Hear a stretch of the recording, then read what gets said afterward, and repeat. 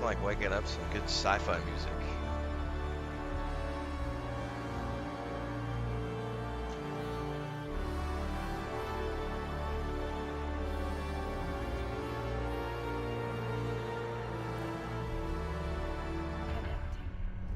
Connecting.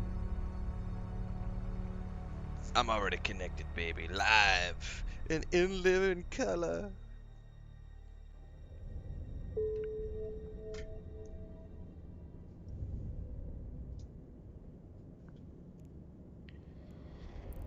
Okay, dokie.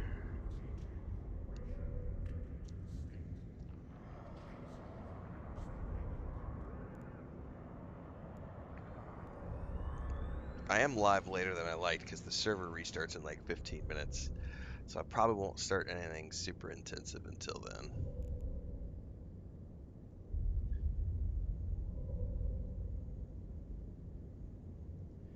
So what does it mean when something is at 100% like that for a global?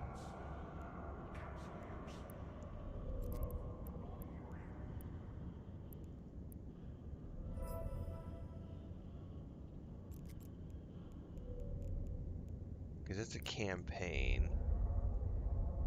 So I can keep going? How does that work? Because it says...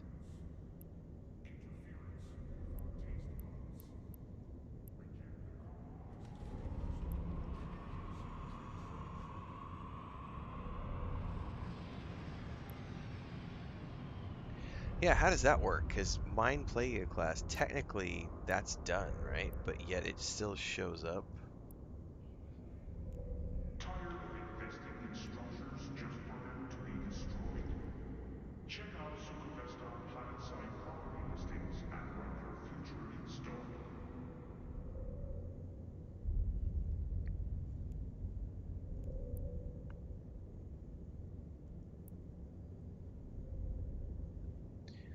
Yeah, that's kind of confusing to me because it says that the global progress is done, but my personal progress I could keep going maybe? I don't really know. Be that as it may, I've mined enough Plague class for a while. By the way, how are our guild coffers? From ore to wings to the charges in our railguns, your industry is the beating heart that drives Kandari onwards.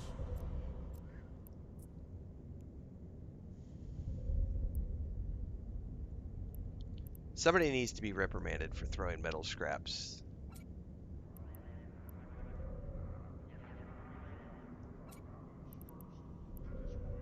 in here. All right, we are good. We have almost 700,000 Mexilon. That's pretty good. Isogens we could still use. We could use a lot more isogens. I wonder if we should go do... I think those were anomalies, if I remember correctly. We went and found, like, Kernite or something. Odom. I don't really remember.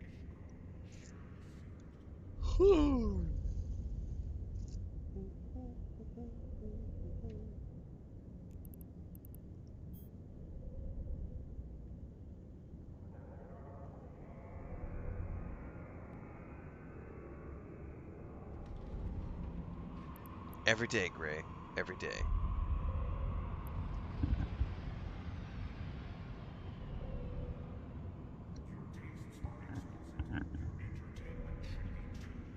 Every damn day. I did, John. I'm not going to worry about it. Eh, People can just treat it like a podcast episode. I don't know what happened. Um, I really don't. I don't know what happened. Something in the video processing when it got output. Because like you said, it's fine on the live stream, but for some odd reason, that cutout segment when I edited it, it has some frozen moments in it. But the audio is still good, so since the audio is still good, I'm just gonna leave it as is. People can just treat it as a podcast episode. It's not gonna get it's not it's not a video that's gonna get 15,000 views, so I'm not really worried about it. If it was something that was going viral, I might be a little more inclined to redo it, but it's not, so I'm not. Like I'm having fun playing Eve Online, and the streams are getting a reasonable amount of traffic, but like the uploads are not. Yeah, they're just like this is. I think this is the lowest month. June is the lowest month I've had for traffic in 2 years. Like traffic is way down, and it's because I'm playing. I was playing Guild Wars 2 and Eve Online, and both of these are very niche. There's not a huge audience, which, by the way, is a great case study for. I talked about this in probably one of the early episodes of the How to Make a Living at This. I talked about how when I first started doing this with a YouTube channel, I was doing only old school MMOs, and I realized within the first 12 months that there was no growth. Like you can get a stable audience, but there's no growth factor because there's a very niche amount of people who watch people play old MMOs, and you can get a big niche. Exactly, Dribrom. It depends on the MMO. But like if you just try to play one MMO and only one MMO, or you only focus on like 15, 20-year-old games, the traffic is not great. Now, I made a bunch of money last month with sponsored stuff, so I'm okay with having a month that's really low. But I had this will put this into perspective. Um, I had I dropped to less than 500 views per hour on YouTube in the middle of the night last night. I don't think I've had that since like the beginning of 2024. It's like 2 years. And the reason is because we got to the beginning of June and I stopped playing new releases. And I just went and played Guild Wars 2 and EVE Online. And that's okay. That's okay. Because tomorrow we'll start Assassin's Creed Valhalla or Black Flag Resynced, and then we've got Halo, and we'll be back in the new game, routine. But that's why you see like Co Carnage, it's BJP. Those guys all focus on new games because there's just no growth. It's not to say you can't be a successful niche streamer, but there's just no growth playing old MMOs because there's a limited audience. Morning, Allie. What's up, Studman? Got a new transfer sheet? Yeah, Allie, I couldn't stand the tapeworm. The tapeworm was too ugly. I couldn't do it. So I went and got myself this as a transport vessel just because it looks cool. I don't mind looking at this. The tapeworm was I got tired of the tapeworm. But whoever was sticking junk metal and stuff in here with the refined ore, check what you stick in the corp hangers. Because there was literally pieces of junk in here. And there's other stuff that's not processed ore. Naughty, naughty people. What is this ship? It's a Tyra hauler.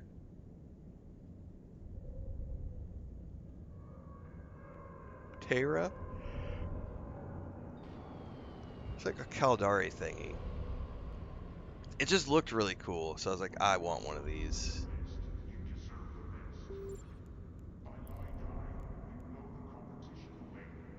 Yeah, I saw it's on Game Pass, Dribrum.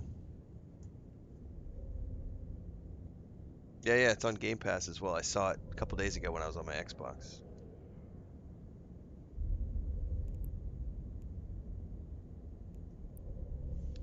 One of the ships I saw in here that's really cool that I don't, yeah, it's not something I'll ever worry about. But where is it at? Because someone flew it in one of my early episodes. They showed up in this thing right here. The Marshall. Dude, I think this is one of the coolest looking ships I've seen in all the ship menus.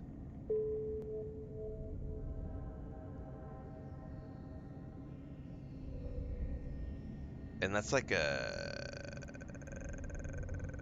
missiles and turrets and There's a whole bunch of stuff in that, but that's a cool looking ship, I think. Just because it's cool looking, I don't think I would ever fly it. But um, anyway.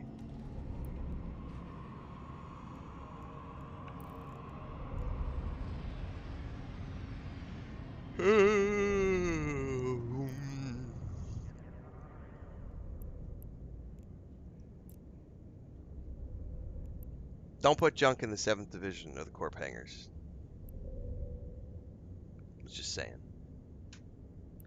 I was like, who put metal scraps in there?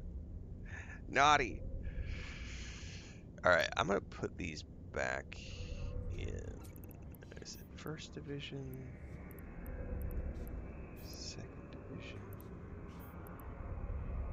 Probably 3rd Division.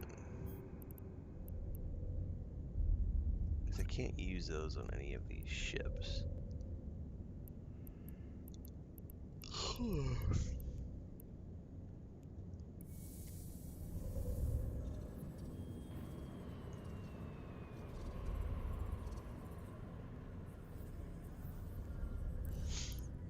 Well, I'm assuming after the reset, we can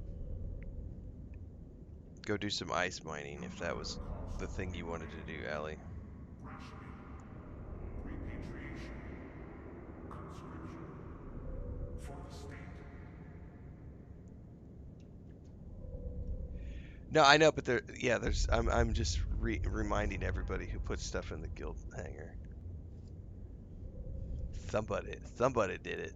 Somebody's fat finger in it. Going. I'm just gonna try. I just think it's funny. I thought it was funny. And I only say that because my OCD from like being the guild leader in many years ago. So like managing the storage chests for like EverQuest 2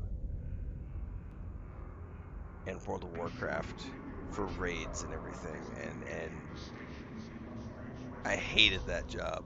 The I choices may hated be that part of the limited, job. but the honor of your And sacrifices people would always, it'd be like, this chest is only for tier 6 mats. And then 3 times a week, someone's throwing fucking a tier 1 sword in there. tired of investing in structures just for them to be destroyed. This is why we can't have Check nice out some things. versatile planet-side corporate listings at the near future store. Well, this is what I set up for ice hauling, Allie. So we'll do that, I guess, after the. Because I finished. I got a stripper. Everybody needs a stripper in their life, guys. Friendly Especially if you're a alert to guy. You crews got to to get a the stripper. charges in our railguns. Your industry is the beating heart that drives Kandari onwards. Anyway, I got a retriever set up for ice mining. There was a ice mining build.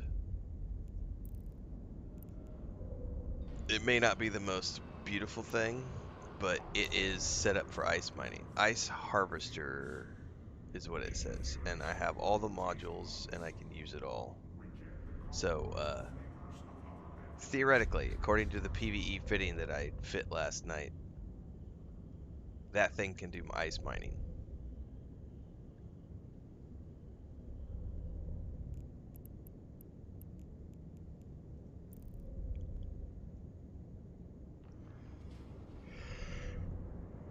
So we'll do that after the server reset.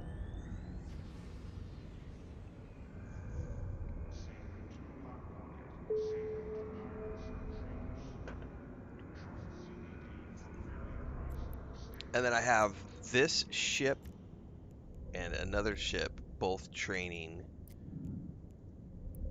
to rank 2, level 2 mastery, which will take a couple of weeks. And then I put a post in Discord.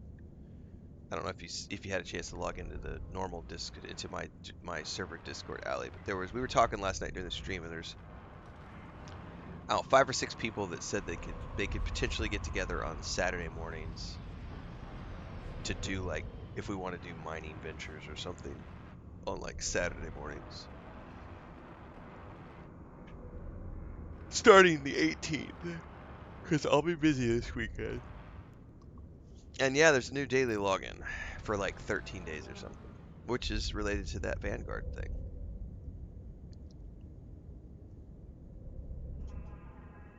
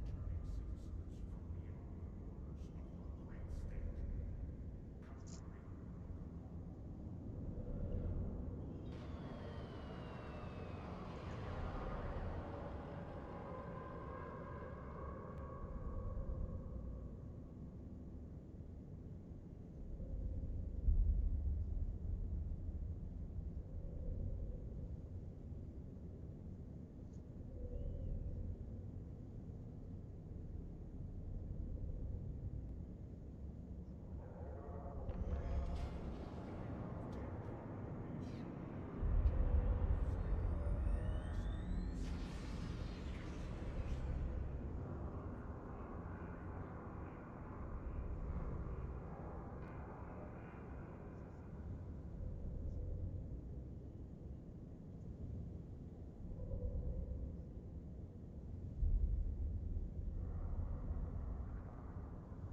great state.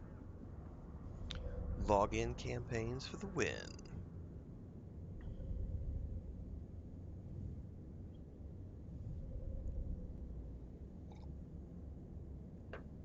Secure investments, reliable development, and futures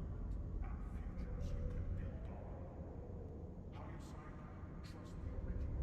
you sign? Trust the original. Yeah, it does add a level of scarcity to it when they do it like for events and not like every single day that you log in. Because a lot of games will just have like monthly campaigns and then it's just junk. They just give you junk and it's not anything that's like useful. I think the biggest thing they give you is like the skill points that you can use for stuff.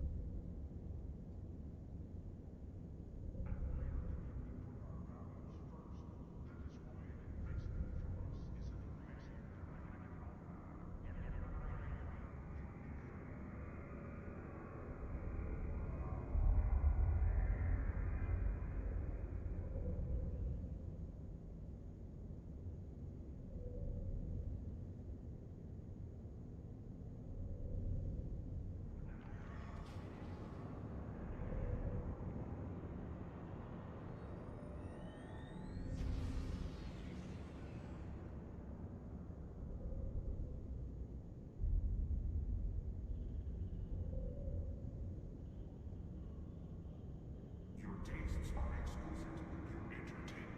Your entertainment should be too. Echelon, the choiceful fit Kandari cultural art films.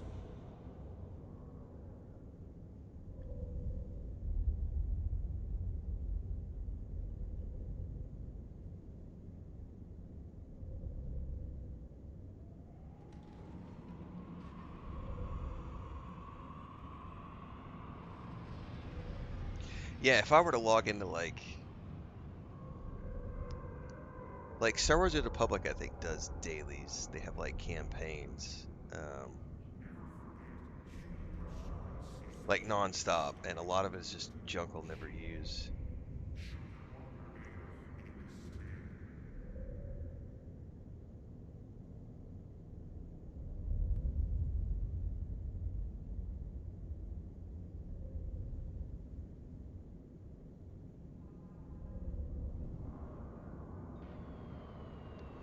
Connection to the server is lost. Honor to your family, loyalty to your corporation, duty to the state. These are the values that make you Kandari.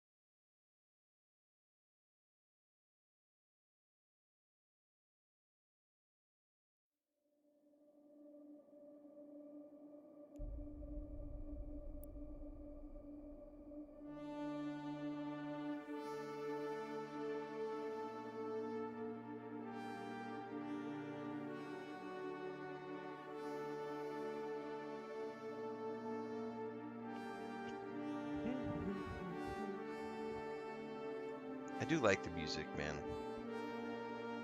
Does anybody know, do they have like a SoundCloud or something for EVE Online? Where you can just go hang out and listen to music? I think there's also like, there used to be old music as well. Like there was different music back in the day, because I saw Button in somewhere in the options where it was like old music.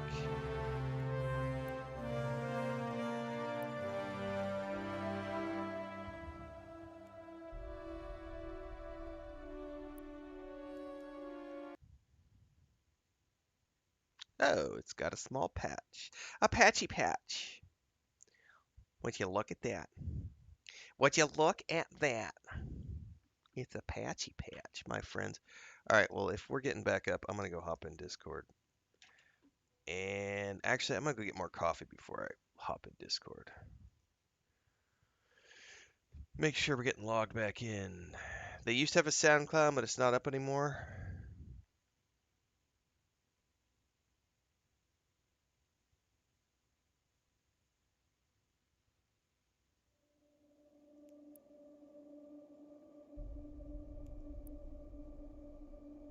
I'll just leave it here while I go get coffee.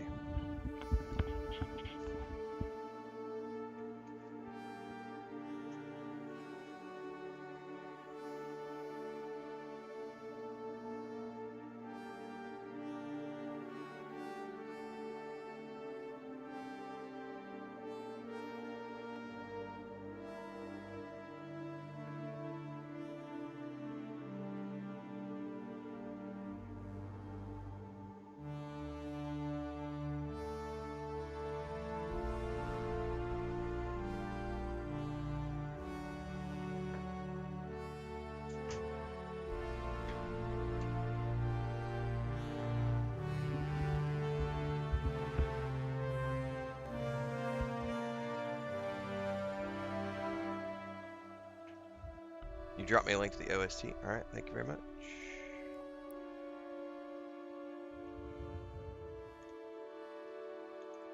I think it'd just be cool to listen to something in the background.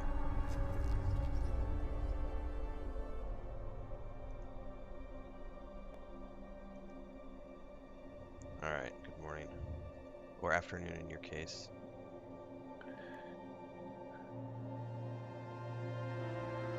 Morning. Well, late evening, but yeah. Alright, I got a new skin.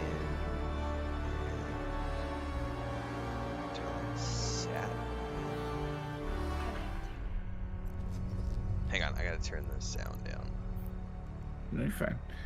I linked you the OST in Discord. Yeah, I saw it. Thank you. Yeah. No, Be you're something to welcome. listen to when I'm doing video editing.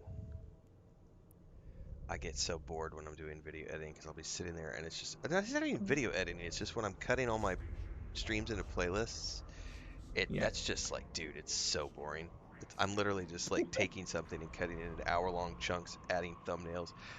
It's just repetitive shit for like 3 hours every night.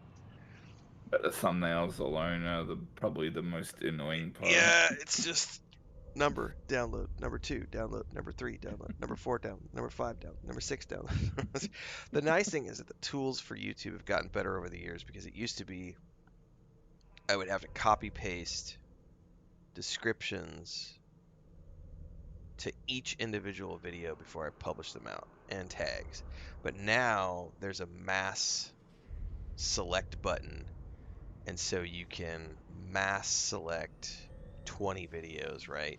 Monetize them with a click of a button, put Yeah, the description at the click of a button, and it has made it so much easier. Especially just on people don't think about it, but like the finger, like your mouse finger, because you're clicking yeah. or the Control V, Control C on your keyboard, like that shit when you've done it 1,000 times in 2 hours, it's like, God damn. I had a buddy of mine, we did a big photography project where we got sent to Puerto Vallarta in Mexico, and we're shooting these resorts, and he was taking upwards of like 2,000 photos over the course of like 4 hours for these hotel photo shoots. And you're lugging around a camera that weighs 3 kilos or whatever with the lenses and Yeah. everything. And he's changing lenses out mid photo shoot to take walleye shots and all this other stuff. And I think it was second or third day on the job. He's like, dude, I don't know, man. He's like, I'm gonna have to go buy a bottle of ibuprofen. Like, he's my finger hurts so bad. Just pushing the button, pushing the button, pushing the button, push the button. And then his wrist started bugging him because he's lifting the camera to I mean, that's how take the shot. RSI occurs. It's just due to repetition, you know. Yeah. Yeah. All right. I've set us up a course to a belt. So Can I see when you do a course? Can I see the course, or is that something that only you see? I'm the only one who can see it. All But right. if I'm issuing fleet warps, then I guess it really is kind of, like not a big deal. I guess maybe I don't know. All right. I'm ready. I'm good. Um, all right. Let's not Okay. die. Don't let me forget my drones. Dude, I went ahead and checked in advance to make sure that there's no ganking in the system. So I'm just it seems yeah, I'm good. just following you. Yeah. Well, at least you'll move at the same speed I will, because we're in the same ship, so...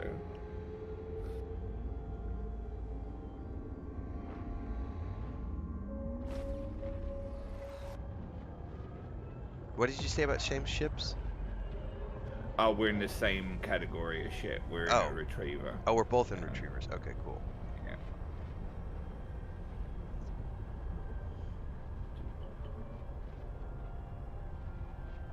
And the Pretty purpose sure of this black is... ice is just what? You sell it or we stash it?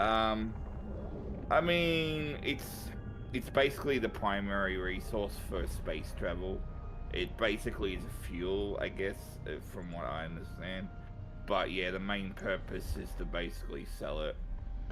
Um, if you're there on a belt and you stay there until the whole belt is cleared, you can come out in most cases with about 100 mil worth of profit.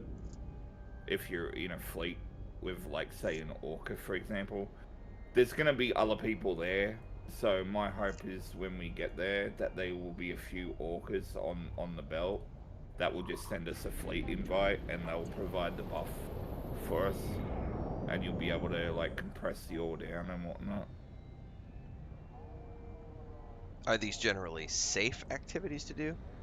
Yeah, generally. I mean, like, I'm not gonna pretend that you can't get ganked. Like, Sure. people do try, but the likelihood of it happening, honestly, it's pretty rare. Like, I think remember that last time I told you I was like ice mining and like we had a group of people come in try to gank us. Yeah, that was probably the first time I've had that happen in many years. Like it's pretty rare. Now, when you're ice mining, do you like if you and I are together, are we single focusing on an asteroid or does everybody pick their own? I'll just pick your own. There will be a point though. Um, so okay, because there's numerous ice belts that are active in various systems throughout the galaxy, right? You're gonna get this a situation where there'll be multiple groups on a belt like us elsewhere in the galaxy doing their mining, right? They might expire the belt before we do, but eventually it can happen sometimes where a group that was on a previous ice belt might migrate over to where your one is, even though you've already been on it for a while. So there'll be an issue where eventually you'll have a lot of people come in, and the belt will kind of go like deplete a lot quicker around about the halfway to middle ladder of the belt's life. Just because of the sheer amount of people, on the rocks. Initially, though, you won't have a lot of people like sharing the rocks. You'll typically have your own there that you can just kind of like, pluck away at. Um, yeah, web says fairly safe, so yeah. Copy that. Yeah, Dribrum, I've seen it. I've looked into a few of the AI solutions. I'm undecided yet if I'm going to do an AI We only have solution or one more hire jump. somebody. All right. Yeah, this should be the system, actually, if I'm not mistaken.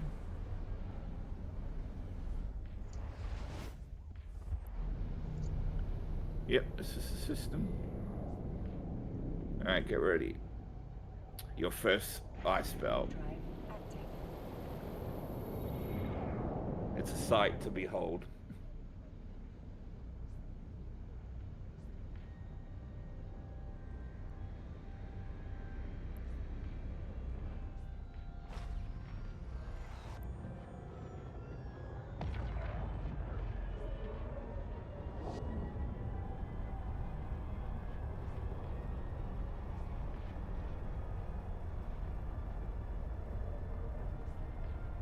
Alright, let's see how many people are on this one.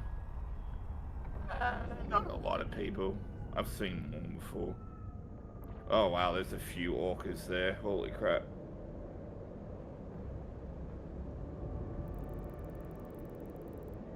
Okay. So and you're just looking for blue ice?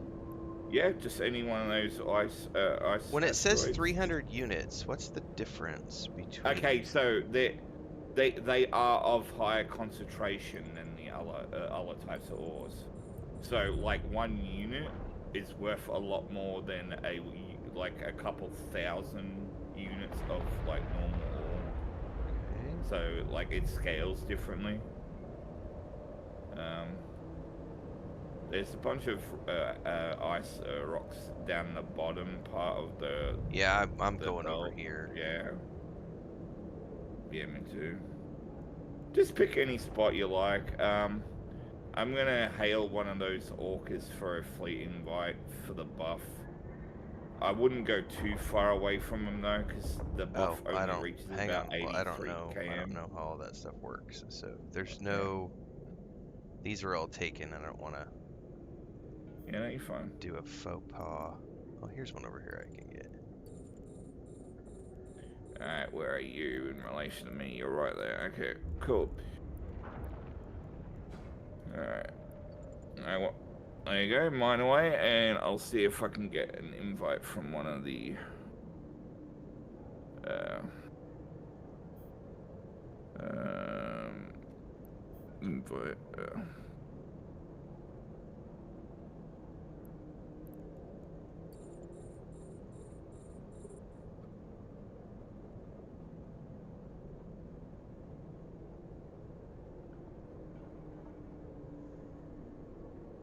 I should get some screenshots while I'm here. This is the first time I've Yeah, done go for it. any ice mining.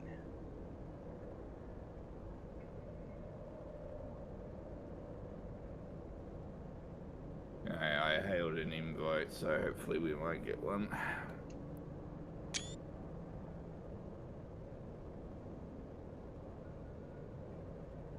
If not, we'll just offload the ore to a neighboring station. It's not a big deal.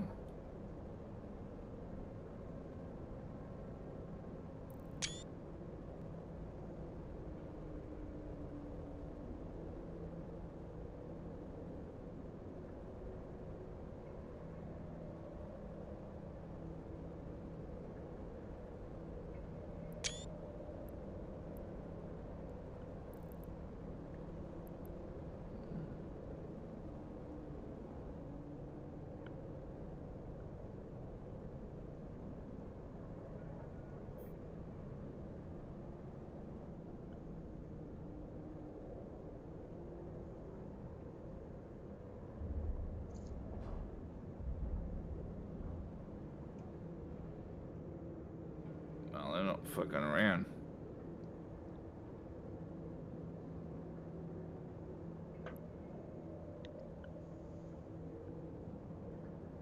I probably should have went to the other system that was on the list, but oh well.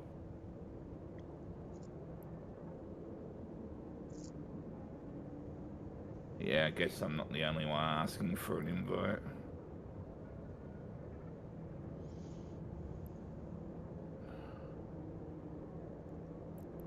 Hang on. T-Fring is in there.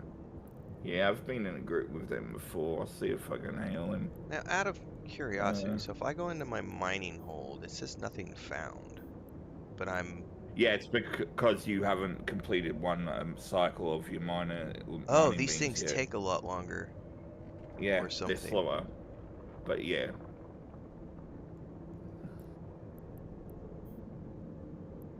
Oh, I see. Yeah, these things take like 167 seconds. Yeah, but look at how much 1 or 2 units of ISK is worth, though. Like... Estimated ISK is 187,000 per unit. Okay. Yeah. Oh, there we go. We got an invitation. Okay. Now, when they did the invitation, is that group wide? So if you're in a fleet, you can just automatically join another fleet. Should be able to. Hang on, let me see. Because Yeah, we're in. It says we're in there. I gotta go find that. Where was that at? Ship, fleet, social, fleet. Yeah, I don't know. I just see ours fleet. Yeah. I think what might have happened there. Because I was assuming, like, if we're in a group already, how does that work? Yeah. I was hoping it would migrate, but I'm guessing it doesn't.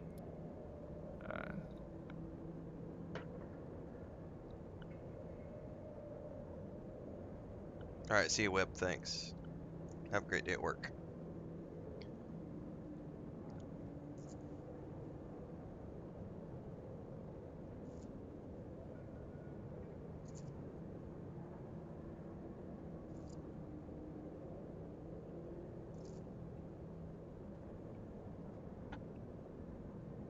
Oh, you can actually see the ice asteroid getting broken apart. That's cool. Yeah. Welcome to Ice Wave.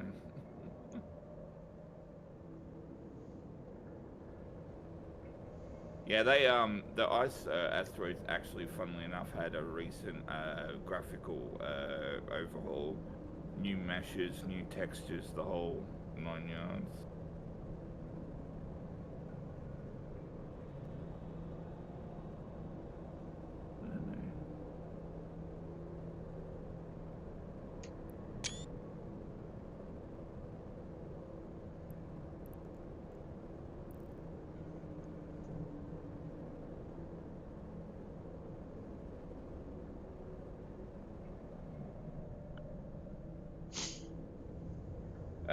Your name on it's Renfail, yeah? Yes. No, the retriever.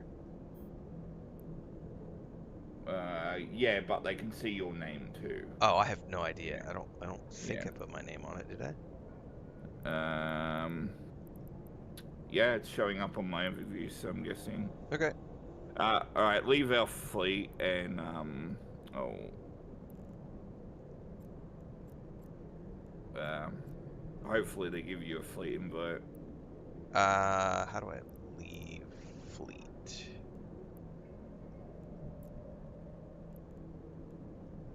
I don't know how to leave fleet. So you right click your name on the fleet UI and go leave and then confirm. Oh, okay. So your name on the yep. Hang on, I've got stream delay. Yeah, there you go. The stream delay should be less because I've stream since I'm using Streamlabs again, it allows me to choose low latency mode. Yeah. So hopefully it should be All better right. than it was Well, I before. got an invite. Yeah. One sec.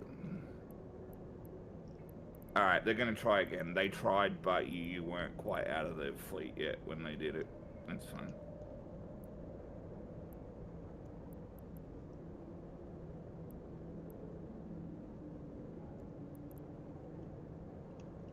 There you go. Now, so when you right-click the ice in your cargo hold, you're gonna have a new option called compress. Yep.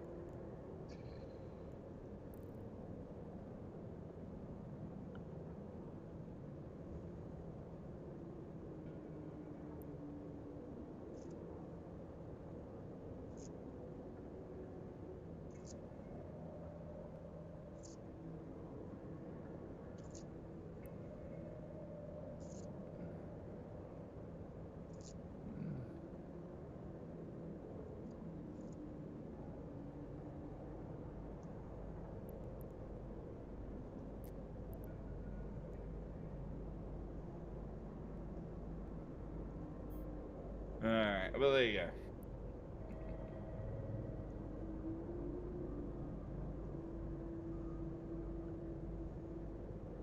And yeah, this is Iceman. Just yeah, sit back, relax, compress every now and again when the hole gets a bit full, and yeah.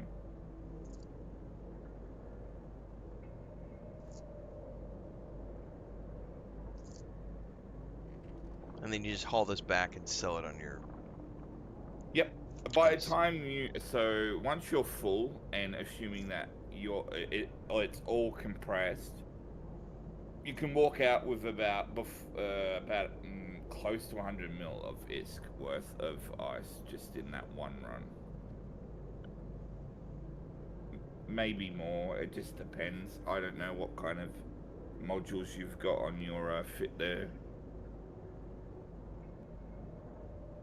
Like, cause on my one I have some cargo hold in like expanders. I think on my rig slots. Yeah, I don't know what this thing stuck me with, to be honest with you. I can hold 28,875.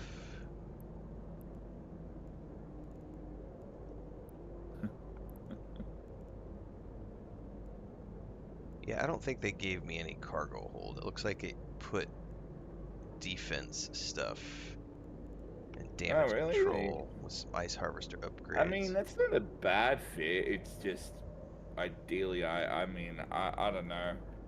What's your total capacity for your ore hold? 28,875. Yeah, yeah. So mine's 34. That's Yeah. yeah. So that. But honestly, I don't think it's going to be that big of a difference. No, You might not for maybe me. walk out with I just 80, 90 mil worth, maybe.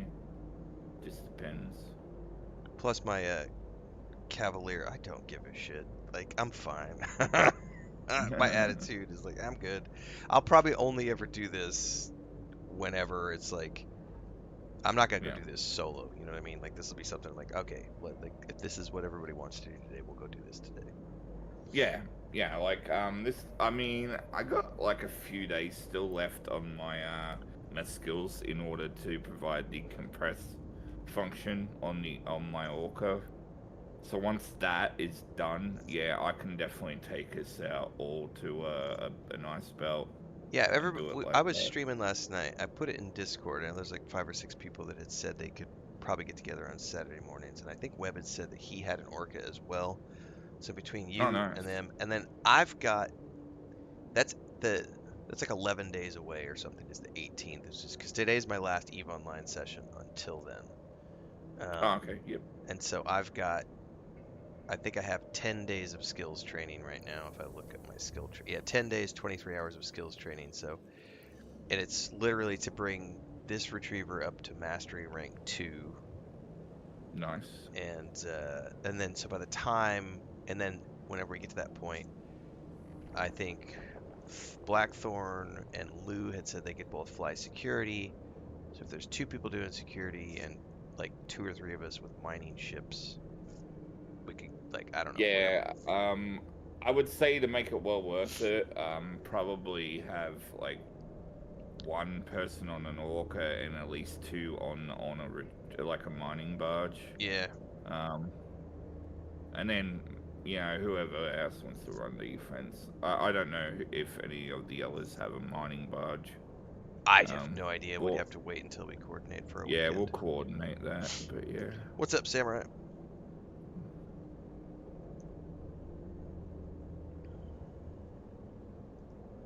there you go. I mean, 12 units alone is like 2.2 million isk. I'm rich, bitch. Yeah. Yeah, this is what I do when you're not playing. This is my money maker. It's always bad a few hours before reset though, because Nothing the left. likelihood of finding, well, they unfortunately, unlike normal asteroid bouts, they only appear in anomalies, right? And because anomalies are like random spawn timers, like they are, yeah, you could be waiting however long, honestly, and they aren't necessarily always going to be in the same system twice in one day, you know.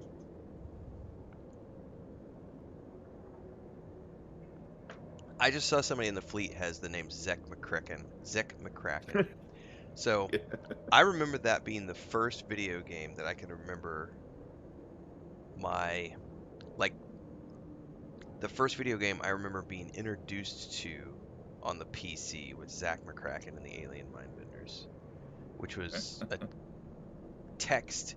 It was before point and clicks because you had to use keyboard commands, but that was an early like Lucasfilms game, um, where you have to type out, go to here, pick this up, and my uncle was playing it. I wonder if that was what year did that come out? Because I want to say it was after we had a Nintendo system.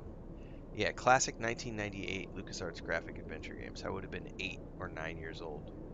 I would have been 9, maybe 10, because that was when we were living in Marshfield. Yeah, so we had a Nintendo by that point.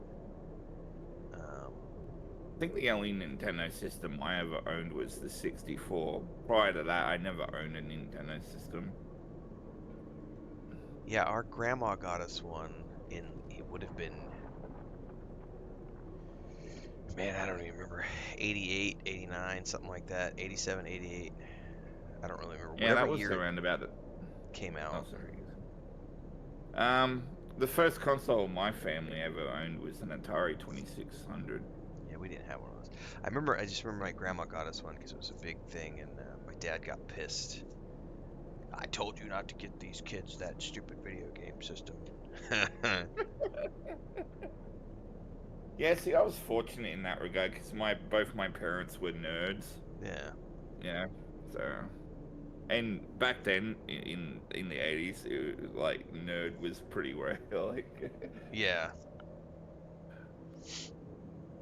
No, we've been my brother's kids are very lucky because my brother, even though he does have the ranch and everything, he very much is a nerd and has built video games alongside me, and so his kids got so like my nephew is 11. He just turned 11.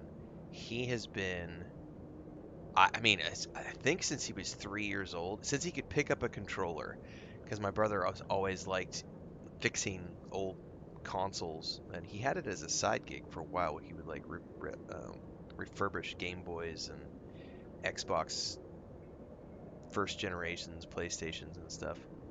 And so he's always had like old working consoles. And so like I think it was my nephew would have been, I mean, as soon as he could pick up a controller and do it, he was playing the old like the original Star Wars Legos games on like the Xbox. Um, and he has always grown up playing those. And then I remember my brother at the, hey, this has probably been 5 or 6 years ago. They had like a kids version of Dungeons and Dragons, but it was just like a box set where it wasn't like you're gonna go play D&D. It wasn't like a player's handbook or anything, but it was like a boxed set of super illustrated books, and it was all about like teaching kids these are the monsters of the Forgotten Realms. These are the heroes of the Forgotten Realms. This is magic. This is the world. And so there's these little booklets, and they go in a slipcase, and it's like this illustrated version of Dungeons and Dragons for kids. And he was obsessed when my nephew was obsessed with it when his dad got him that for his birthday. And he like was reading Harry Potter when I was like 4.5 years old. So he has been a little nerdy kid since he was younger. My niece, not so much. My niece likes my niece. I mean, they're both in rodeo, but my niece is more of an outdoorsy.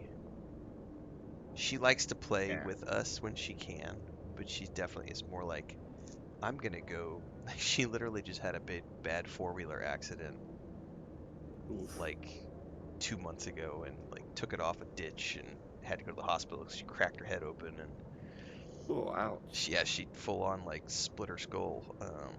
She's not. She is more of a like she's been riding. Like she's in the rodeo. She's like 7 or 8 years old. I think she's gonna turn 8 this year, and she's riding bulls, like full size bulls, competing against kids who are like 16 to 18. Um, it's ridiculous, but that's what she likes. So the difference is she wears a helmet when she's in the rodeo, and she did not wear a helmet on the four wheeler. Actually, you Anyway, kind of reminded me of something actually, because I'm reminded of the fact, like as you were saying before, you've done video game development with your brother. That kind of story kind of reminds me of how Cyan Worlds became to be with the Myst game. yeah, the That two, would literally was, right? yeah, the two brothers, yeah, Yeah, yeah, yeah. One of my favorite developers of all times, they. actually. I remember they were a case study we were using for a while because one of the things I appreciated about those two guys was uh, when they way back when they were famous, right? When Myst was a big deal, Yeah, because it's not as big of a deal as it was. It still has a niche audience, but their heyday was definitely in the 90s, late 90s, early 2000s. And they had the wisdom to buy a commercial space for their business, for Cyan Enterprises, right? For Cyan Inc. yeah. And then in the downturn, when the other brother, I think it wasn't Rand, I think it was the other brother, when the other brother decided he didn't want to, Ryan, I think his name is. yeah, I Yeah, don't remember. When the other brother decided he didn't really want to do game dev anymore and kind of went away, they didn't develop any games for like 10, 15 years. It was a while. But they still yeah, had it the was. commercial space, and so they rented out all of those commercial spaces and leased those buildings out and continued to generate revenue, even though they Mm, weren't actively, so there was still, it was a smart business decision to buy a commercial space. And then when they got back into games, they still had this space. And so they just waited for an opening when someone's lease was up and they were able to move back in and go right back into doing game dev again. And I see, I remember this because I went and visited twice when when Richard Garriott was building Shroud of the Avatar. I went to their offices twice in Austin because that's when I was the CEO of the game studio and creative director on the MMO. So I went in there to rub shoulders, and our lead programmer was working on that project as a junior programmer, and so I got I went and visited their office, and I'm in this office space, excuse me, and I'm looking at, they've got 36 people crammed into this structure, into this rental place, right? And it's just like you're spending how much on rent for I was like, that's fucking, like, you could get a mortgage for a fraction of that and like own the space. And I just remember going back to when we were going back and debating were we going to go remote or rent a studio. I was like, there's no way I'm renting. Like, if we're going to do this, we're going to do it remote or we're going to go buy, Yeah. because there's no reason I would just throw that money away on rent. That's this, and I see that with so many studios where, and not just in the game dev space, but people will get these like 3-year leases and they're spending like $25,000 a month on rent, and I'm like, that's fucking stupid, because you can get a commercial space, get a mortgage on it. It's like $2,500 a month or whatever, $3,000 a month, and then you can own that commercial space. And when you're finished building your game, if the game doesn't work out, who cares? You still have an asset that's under the company overhead that can be Exactly. leveraged to sell off or rent out, or it's, I don't know, man. My business brain is not the same as some people's. Real Yeah, estate's no, a big they deal. they they're really good developers. Like Cyan, I have yes. really, yeah, I own a couple of the last projects they've done, but I haven't fully played them all the way through. yeah, I've they're in the process of rebuilding all the Myst games in Unreal Engine 5. That they recently did. Yes, Austin So they prices did are the first nuts. Myst, and they recently did Riven. Oh my god, the Riven one. Oh, so good. The Like they remake? even added, yeah, like they even added extra content into it, Oh. which was kind of neat to find out. Yeah, like really enjoyed it.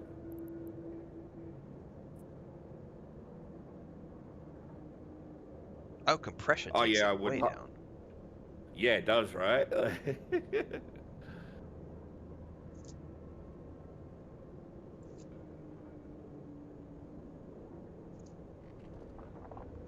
This rock doesn't have a lot of life left on it, so there's one right behind it. I'm gonna swap Yeah, to I've got that it once this targeted. one gets.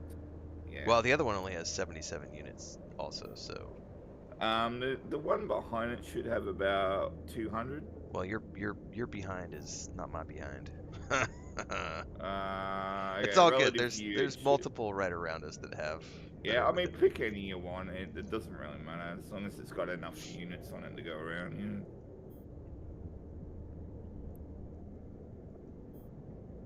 Oh, that's the one you're looking at. I see.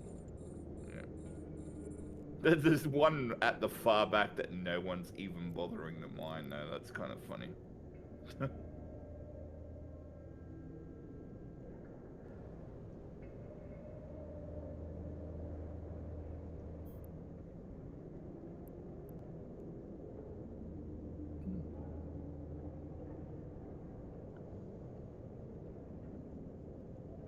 Oh yeah, if you highlight that buff too, you'll see exactly what it's buffing. Hmm.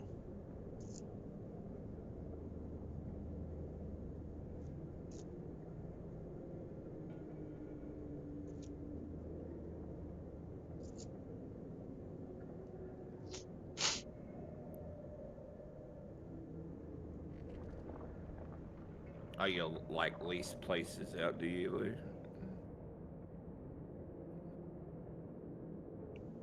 I forgot to claim my dailies before I left the base. Oh, whoopsie. Yeah, I have to remember to do that when I get back. Good. Hopefully, I can go actually do some surveying at some point, because still have never Yeah. done the surveying, because I couldn't find anything.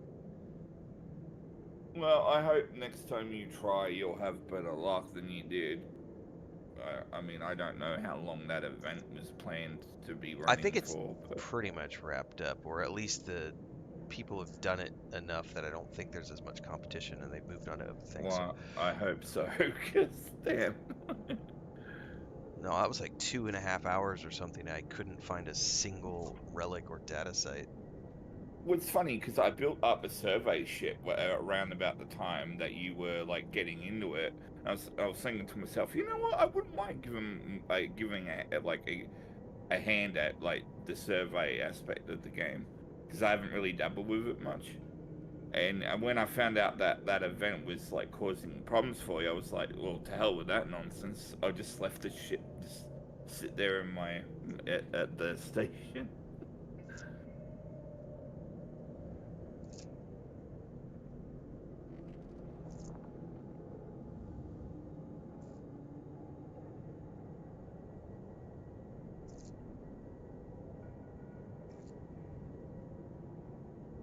Debt of agriculture. Okay, so like you just like lease land, so I'm guessing what that is.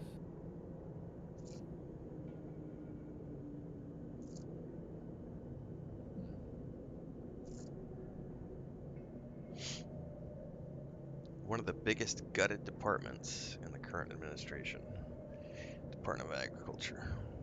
My bro, I'm not I'm surprised. intimately familiar because my brother does so much stuff with FSA and everything in the Missouri, and um, it's so fucked right now. Well, it's also in England. In England, man, it's fucked in the UK as well because of all the inheritance tax stuff they're trying to implement, and basically they Uh, and I think Denmark as well. They're trying to get rid of. Basically, you have the we were not to get political, but going back to we were talking about yeah. government oversight. You have certain countries where the government is trying to take over or eliminate the private agriculture sector because Mhm. land is, such a valuable asset. It is.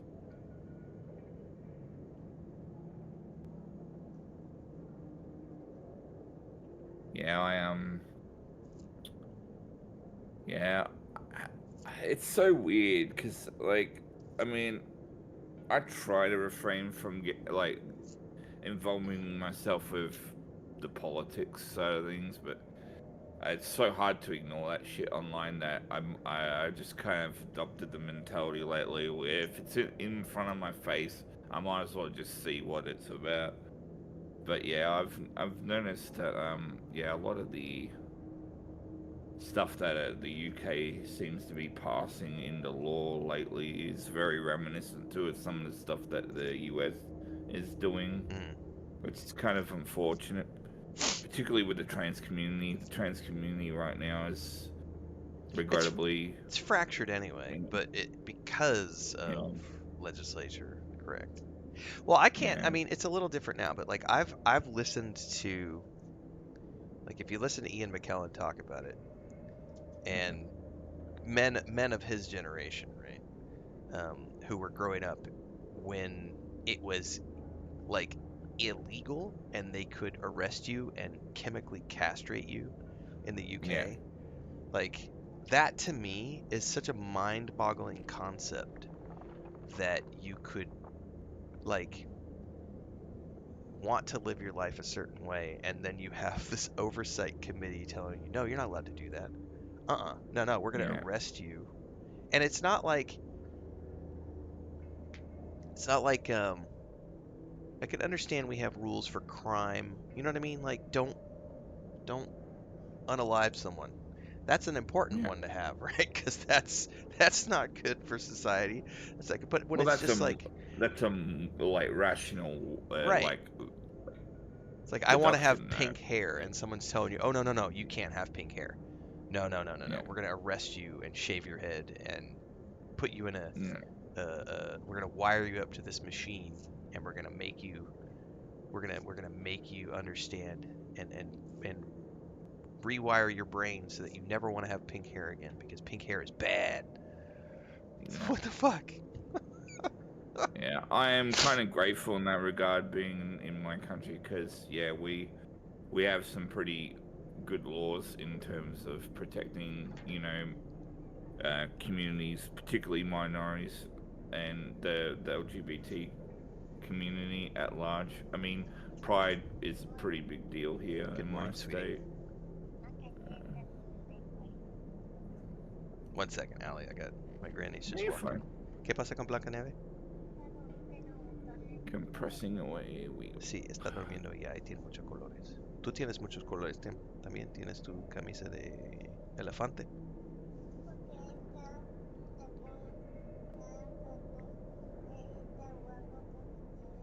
Ujú. And I'm gonna swap to No this other manches esta one. camisa con la pinta de labios, ¿ok? Porque es una camisa muy bonita, muy nueva. Bueno, good morning. Thank you. Thank you for the hug. Son bolitas de hielo. Alright, there we Estamos go. That rocked the mineros. plate. Ujú. Estamos mineros. Estamos sacando hielo de las piedras. I'd say And that one at your bottom right there is probably good. do you have to wait for the um Oh, you just click them to turn them off. oh, so Sometimes you can force cycle them essentially? yeah, you can force cycle them there. All right, perfect. I wasn't sure. All right. Mhm. Tienes bolsas atrás.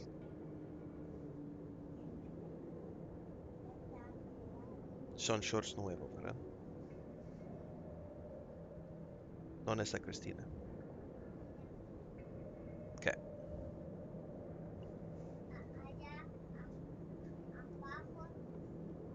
¿Qué hay abajo? De los Oh gatos. wow, Okay. that lied to me about the amount of units that was on it. Okay. All right. I got sidetracked. I'm back. I was saying too, like where we live, there's a huge like Mexico's pretty open about the LGBTQ plus community. Like there's I don't really think there's any. It's very open about being accepting of everyone. You'll still have pockets of Yeah. holdouts that are not political parties. It's just older generations who are still like bad. But like I remember Yeah. like when we were living in Cancun, obviously Cancun is a very open place. Um, but even where I live, and we're in the middle of nowhere in the countryside, and we have um, plenty of LGBTQ plus around here, and also there's a subculture, and I don't mean that in a negative way. I mean subculture of um, they are hermaphrodite is the right word. I can't remember. It's like a Intersex is the modern day term. what's that? Intersex. Intersex is the modern day term. Yeah. There are Chris knows more about it than I do. They're in the Mayan communities, and they are both intersex, and they are an Yeah. accepted part of the Mayan culture, and they are embraced um, for that, and they're not shunned. Like some cultures would, some depending where you're at, they would shun that and be like, "Oh, you're a freak" or whatever. And here it's embraced. Yeah. But like, there is just in the town that I live in, there are we have a neighbor actually who is openly trans, like in our community, and everyone embraces her. Like no one cares. Like it's no one, and we are in this small little town where it's just like cattle ranchers, right? And no one gives a shit. Now, if you were to Yeah. take her and put her in Missouri, where my family lives in the United States, Mhm. that would be, oh, you're a freak. Get out of here. You know what I mean? Like it's just such a Yeah. weird. It depends on where you live, and it depends on, like you said, legislation, and it's the one area where the world has a lot to get better at. Let's just put it that way. Yeah. Unfortunately, so. And I can see, for not for my personal, but in my family, my dad's uncle, so it would have been my grandfather's brother, was openly gay, and the whole family shunned him. Like they cast him out back in the 60s, and he moved off to Florida and went and worked at Disney World as one of the lead chefs and no one talked to him or had any contact with him for more than 30 years. And it wasn't until I want to say like the early 2000s when he was already, 60 plus years old, um, that um, the family started. I don't remember who it was in the family who was like, "We're gonna go to Disney World and visit Uncle Mike." And then it was this thing where like begrudgingly a couple of other family members went and visited and reconnected, but it was still like his none of his brothers, so like my grandfather and none of the cousins, none of the people of my grandfather's generation wanted anything to do with him because he was gay. And it was just like, how fucked up is that to have a family member that you just because of their preference that you black them out. You know what I mean? Yeah. Like No, I know exactly what you it's mean. messed up. Like when, I mean, that was one of my greatest fears. You know, when coming out as trans to my family, like I really expected my father to disown me, given the how he was with me as a Growing up. during my upbringing. Um, but yeah, no, I think a lot of that comes down to my mum. She's that kind of person that is very accepting and embracing of anyone, as long as you don't like cause harm upon another. My mum is the sort that wants to get to know you. She will she's very loving in that regard, and I think her being that way, and being married to my father for so many years, eventually just kind of rubbed off on him, and now he's kind of quite soft and very laid back about a lot of that stuff. Well, that's good. Yeah, I know it's interesting yeah, too because so like I think it was yesterday or the day before. So our grandniece is 4, but she's spending a lot of time with us. And her and Chris were on the bed here in the office. I don't know if I was streaming. I think I was just doing video editing. And so Chris took her to the fair the other day, and she got like a makeup kit. And her mom is kind of like, she doesn't want her to have a makeup kit. She's like, you don't need to be yeah, putting makeup on. Only whores use makeup, like obviously trying to like, I don't know what the reasoning there. Her mom is, it's her mom. And yeah, so, but Chris and I are both like, you know what? Let her be a kid. If you want to paint yourself, paint yourself. And she's having great fun. She painted Chris yesterday. They both gave me big kisses on my cheek and left big old lipstick marks. Um, and so that got into the discussion of they were sitting here, and my grandniece was saying makeup is for girls. And I stopped and I went, actually. And there was this whole, we had this conversation. And she's 4. She just turned 4. So yeah, she doesn't quite grasp everything yet, right? But we're yeah. Of having this course. conversation, and she's adamant that makeup is only for girls. And I was like, no, there are plenty of men who also use makeup. Makeup is for anyone who wants to look pretty. Well, that's not true. That's only for girls. I'm like, no, it's not only for girls. It's for anyone who wants to be pretty. And painting your nails is also for anyone who wants to look pretty and paint their nails. So I'm trying to like be this influence already at 4 years old. Like, look, that's not. Yeah, Don't listen to the because she's growing up in a very traditional environment where people are telling her already at 4 years old you're supposed to think this way. Like yeah. men, and so I wear earrings. My ears are double pierced. Most people can't see it, but I lift the headset up. Like I have, Oh, I've I'm actually noticed it. I'm Yeah, double pierced, but I haven't yeah, used my other piercings for years just because I don't I don't anymore. I used to have gauge earrings too, but like the conversation was she never thinks twice about my earrings because she's known me my whole life with earrings. And so exactly. part of that conversation the other day was, um, so you know how you think that only girls paint their faces and only girls paint their nails? Like I'm telling you, so you know how she's like, I have earrings. She's like, her little brain, you could see the wheels turning because Right. what Yeah. she's been told is that only girls wear earrings. And here I am with earrings, and she's known me her whole life and she's always known me with earrings, and so the wheels are spinning, and it was just I was so like kind of proud in that moment of like, that's right, you're getting it, that's right. Like we're gonna break that, we're gonna break that cycle, we're gonna get rid of that brainwashing. I mean, I a lot of people will probably say like kids at that age shouldn't be told a lot of that stuff, but I also think they kind of should, because if you get in and teach them that stuff early on, I feel like it limits them growing up later on To in be life. racist, And misogynist dipshits. well, that and just simply believing in typical like positions of stigmatization, Yes. you know. Um, and I don't think that's particularly a healthy attitude to have as you get older.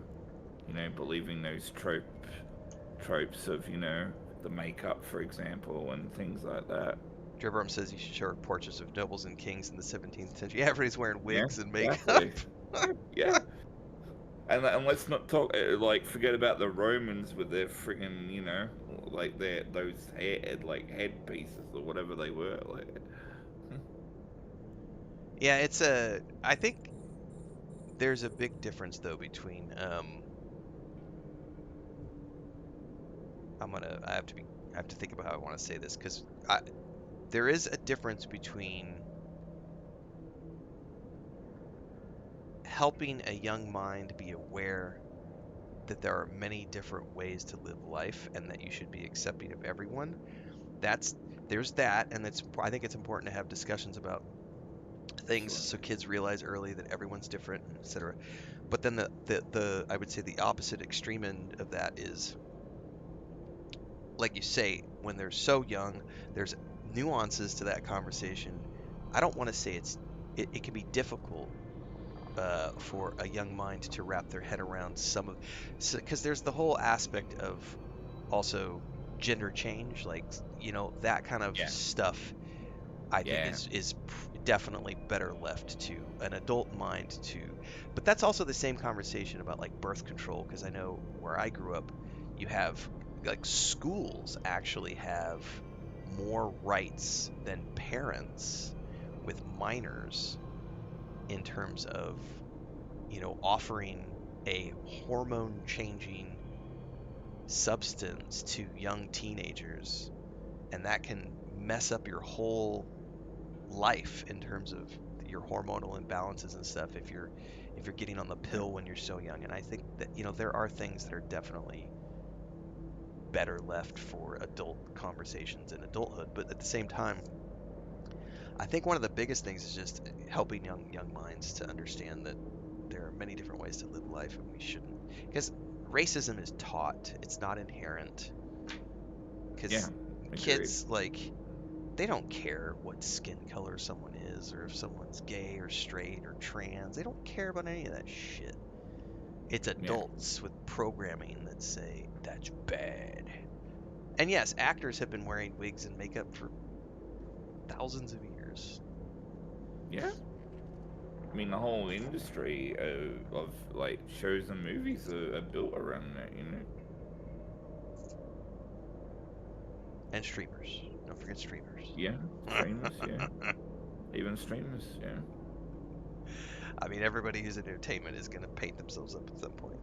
Gotta look pretty for the camera. Yeah. I mean, Or shocking, or. although say there are many instances too where it's not even really done for the entertainment shot or the shock value. It's just who that person is. It makes them feel better about themselves. I don't know. Does Like, Guar really feel better about themselves when they put on the Guar costumes? I mean, I was just like, when I said that, I I was know, thinking I know, about I know, instances. I, I know. I was You literally got me. thinking You got about me. the Guar costumes and the giant Yeah. green penises and just all the crazy things that they've Yeah. done over the I mean, years. whatever makes them happy, I guess. But no, in truth though, when I was saying that, I was thinking like many instances, like, because like it's become actually very quite acceptable for like men to paint their nails now. You know? Yeah, like look, Matt Mercer from Critical Role has just Yeah. constantly had his nails painted, and I remember Yeah. to give you an insight into how backwards my dad was. I remember when I would have been somewhere in the range of 10 to 12 years old, and my brother and I would go play. lightsabers, right? We would make wooden lightsabers and we would play Luke Skywalker versus Darth Vader, right? And so Yeah. I remember at one point I had a baseball glove that I put on my right hand to pretend I was Luke Skywalker because he got his hand cut off, right? And so he was wearing a glove in Return of the Jedi. And my dad, I'll never forget this, and I didn't understand the context of it until I was an adult. But the moment stuck out to me because my dad caught my brother and I playing lightsabers, and he was like, "Take that glove off," and I was like, "I'm Luke Skywalker," and he's like, "No, you're not. You look like you're Michael Jackson. Michael Jackson wears a glove because he's gay. You need to take that glove off right now." And I was like, "Okay," and I got in trouble for pretending to be Luke Skywalker, but my dad didn't see it as Luke Skywalker. My dad saw it as I'm like Michael Jackson, and Michael Jackson's a fag. You know what I mean? Like, and then the church we were going to at the time. This is another conversation I'll never forget. And I got in trouble because I talked back to the and I was 12, 13 at the time. I talked back to the Sunday school teacher because I came in wearing a purple shirt. Like it was like a purple shirt, and she's like, "You shouldn't be wearing purple." And I was like, "What? I like purple." And she's like, "Purple is the color that gays use. You don't want to be gay, do you?" And I was like, "What?" And I remember my mom ended up slightly having a little bit of an argument with her as well. She's like, "Don't tell my kid what to wear." But at the same time, the church actively believed that wearing a certain color made you gay. And it was just like, when you think Yeah. back to those things as an adult, you're like, how fucked up to think that Yeah. because someone's wearing a glove that it means something, or that because they paint their nails or they have a purple t-shirt or something. You know what I mean? It's just messed up. And I'm Yeah. glad that the world has A lot of changed. it's superstitious BS, honestly, let's be Yes. real. Superstitions. Superstitious. The asteroid. Yeah. See, this is a perfect example of what I was describing earlier. Look how quickly the belt's going down. Mm. Yeah, we're in the last Yeah. section. Purple was the color of kings before. Yeah, right. Emperors and other stuff. Yeah, Romans used red and purple.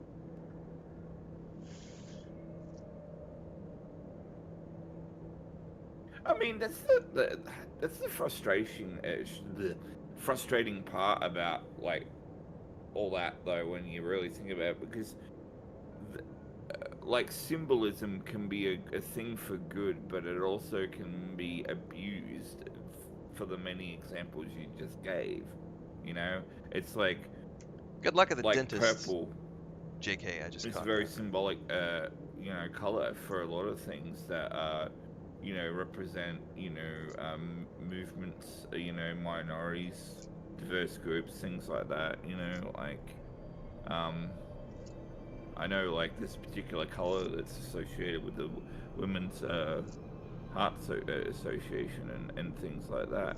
Like those are good examples of colors being used for good like causes. But then you have like bad faith situations where, like you said, with the church, perceive that color as being an indicator of gayness, for example. It's just like, Crazy talk.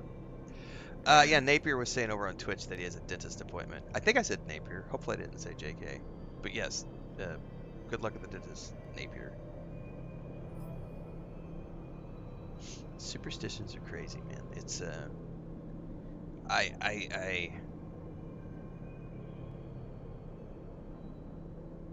I'm just thinking back to when I was forced to go to a Baptist high school,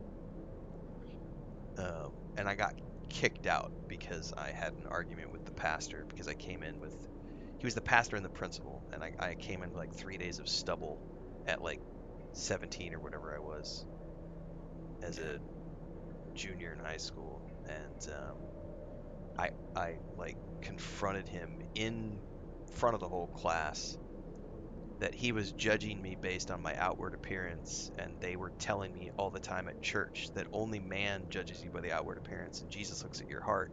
And Jesus had long hair and a beard in every single picture we've ever seen of Jesus, so why can't I have long hair and a beard?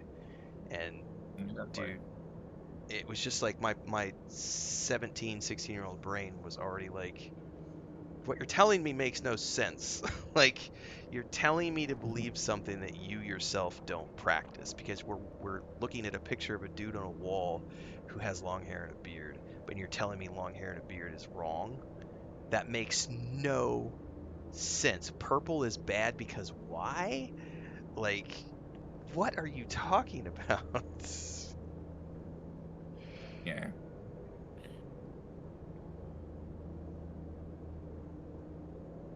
Yeah, exactly like JK just said there, you know? It's like,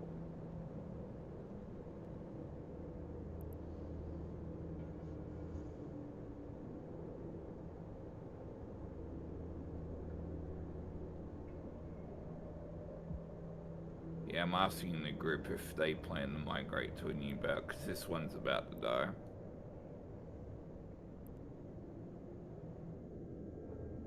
Do they jump as a fleet, or what happens when one of these dies? Do you just hang out? Um, they may or may not, I don't know. It looks like they're jumping individually.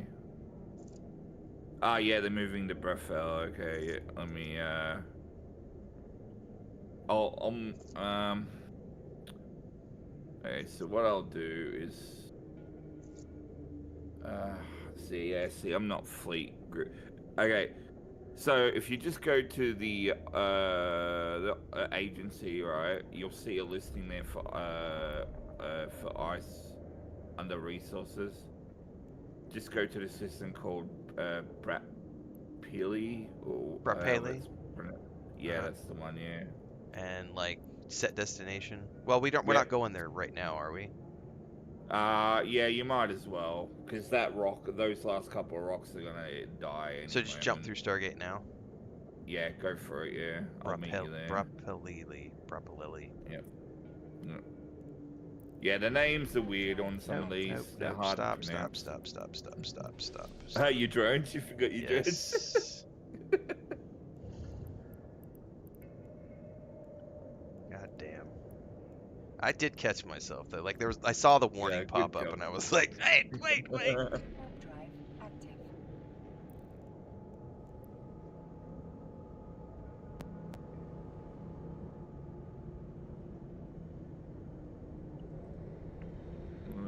Fucking awesome. Hopefully Propel is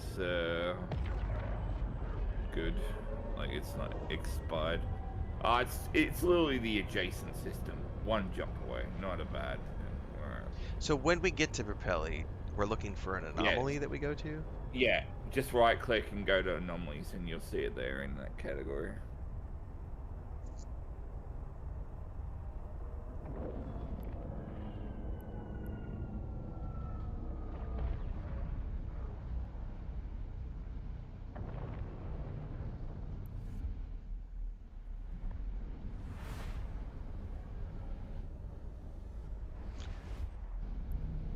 All right, right click, anomalies, blue ice belt. Yep. Warp drive active.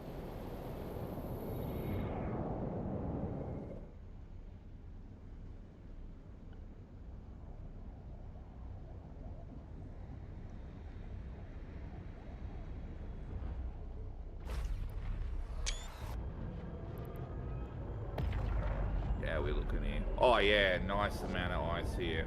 Alright. Take your pick. Barely anyone's here.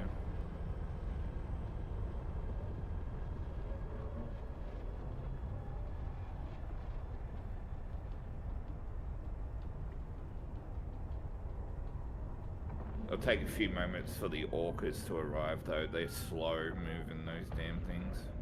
Copy that.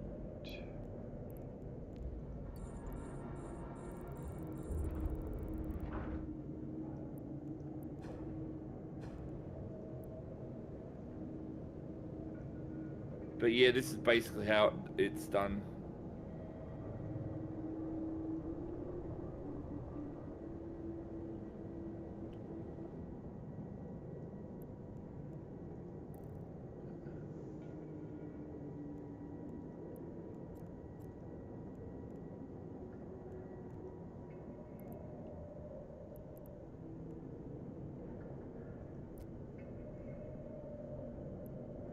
That's why my Tango and Cormorant have no drones.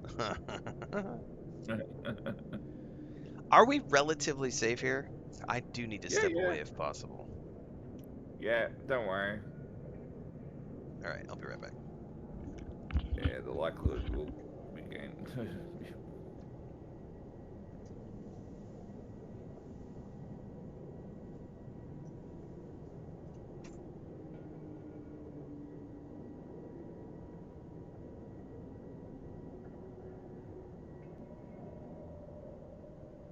Actually, speaking of which, are you in game right now, Lou?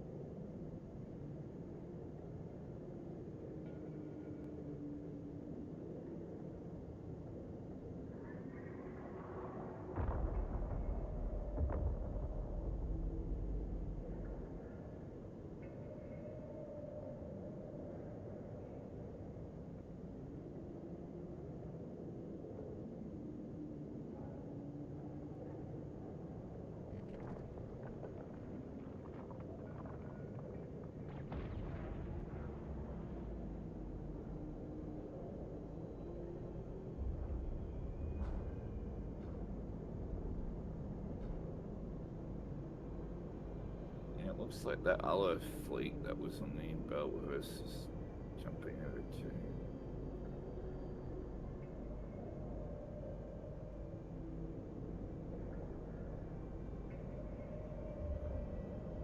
Oh, you're at work, Lou? Okay, no problem.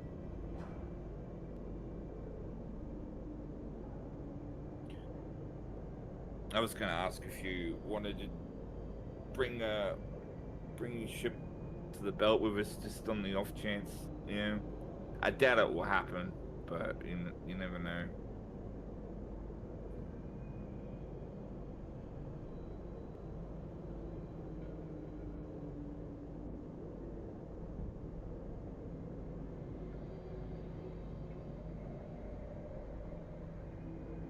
I mean, we have some NPC rats that just appeared, but other than that.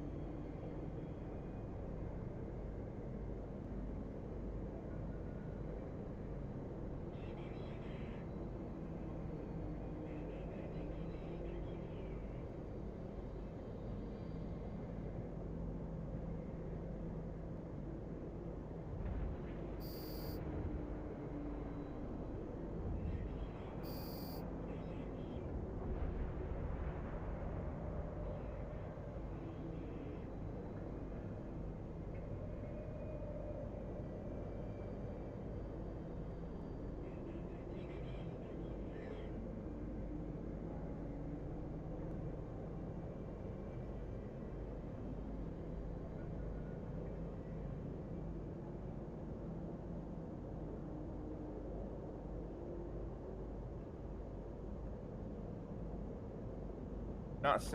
All good, Lou. Sounds good. Um,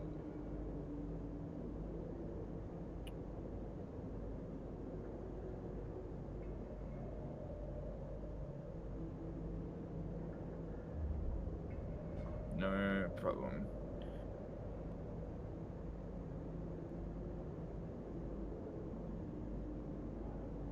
Yeah, if we can get some more people in the court, it'll be kind of nice. I mean, I know that Ren's gonna wind down his time in the game, but you know, even if he pops in every now and again, it's all good. I'd just be happy to have some people to play the game with, you know.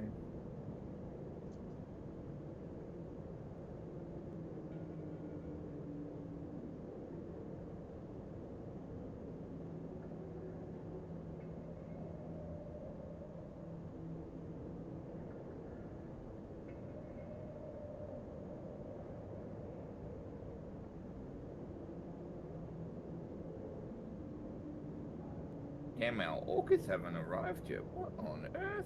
It's taking forever.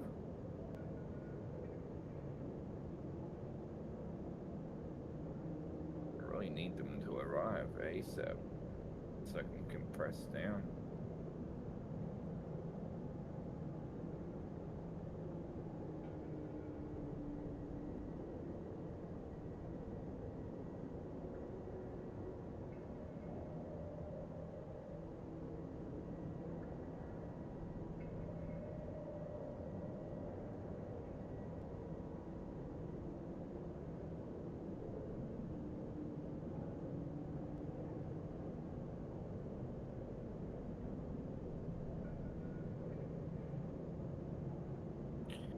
Yeah, that's kind of how I'm feeling, Lou.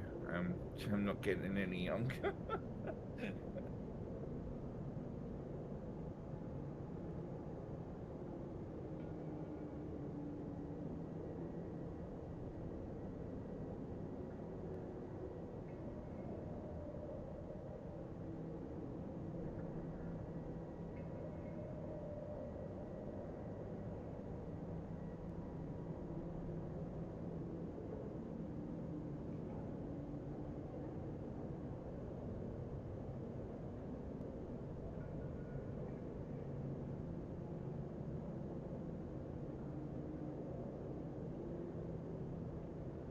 Oh, there we go. Alright, do we have an orchid yet? No, we still don't have... Oh, there we go. Our orchid just came in. About damn time.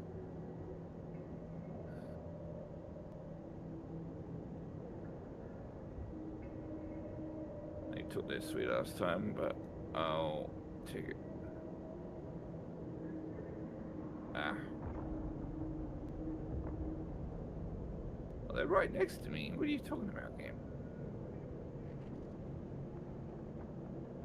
I guess they need to activate the module. That'd be probably what it is.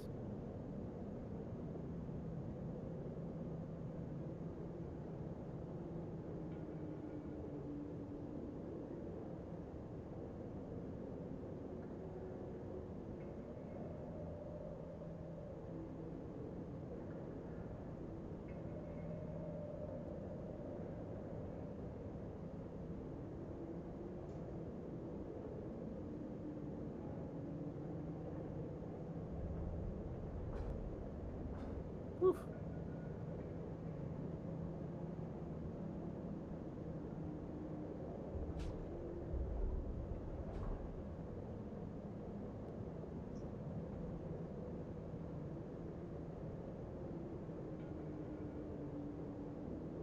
Hmm.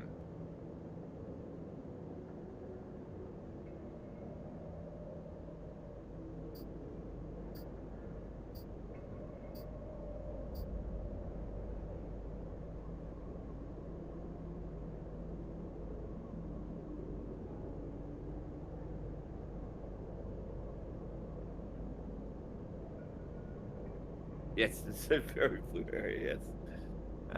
Yeah, this is ice mining. Yeah.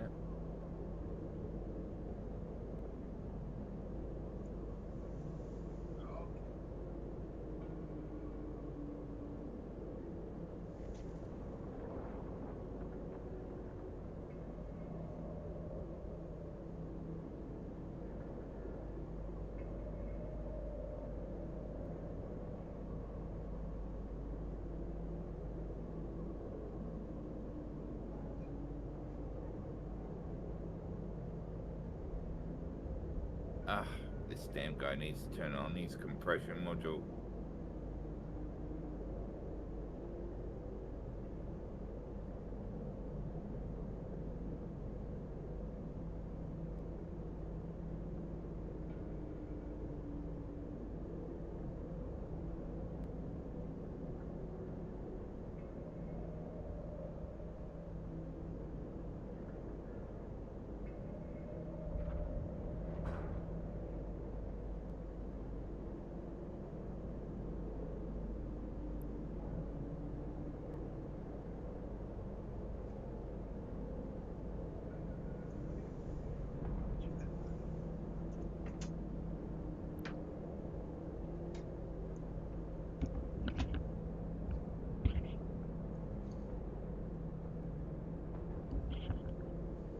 I got recruited into trying to find a lost duck.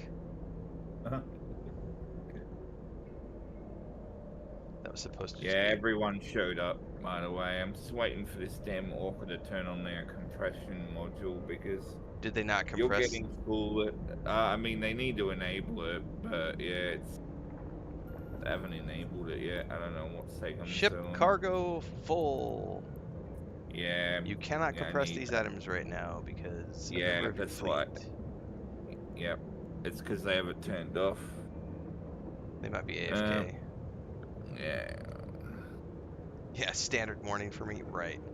No, I went outside to just say, good morning, everybody, grab another cup of coffee, and then I go out there, and the baby duck that I've been keeping an eye on was missing. And Chris was like, he was just here 5 minutes ago. He's not here, and he was way back at the edge of the forest where he can get through the chain link into the woods in the chicken pen, getting pecked by two of the chickens who were like, "Who are you, intruder?" And so I had to go save him from the chickens. So in this case, do we just hang out for 5 minutes and wait? And if he doesn't turn it Yeah, on, boogie out? we're gonna have to wait, unfortunately.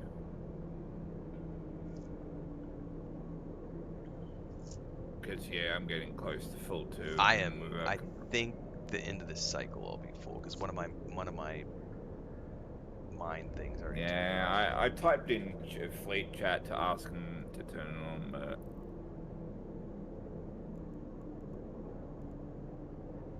It's all right. I got a good run. I got enough under my belt. yeah, okay, I see what's going on. It's gonna take a couple minutes. It looks like they're multi-boxing. Uh, Yeah, if you look behind their orca ship over there in the fleet, I don't know if you can see it.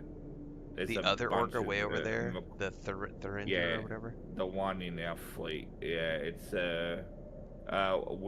where of con yeah, something. Warbear of Con. Yeah, there's a bunch of barges behind them, and they're following in a formation like that. So very likely, what that's an indication of is that they are basically being controlled by the one Same user, player. Yeah, it's hence just auto multi-boxing. following. Yeah, yeah. Bubbelodia tuning in from the Honduras where he is on Bubbles. vacation sharing awesome There you go. drink. Compression's being turned on. Nice. Yeah. I've been jealous of his drink shots in his Discord. I'm very thirsty, sir. Very thirsty. I need a I need a margarita right now. Stat.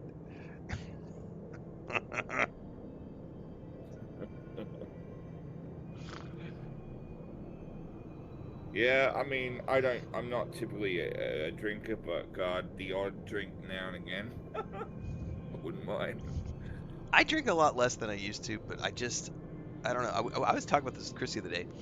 Um, I'm assuming it's age related, but It could be, yeah. I don't like.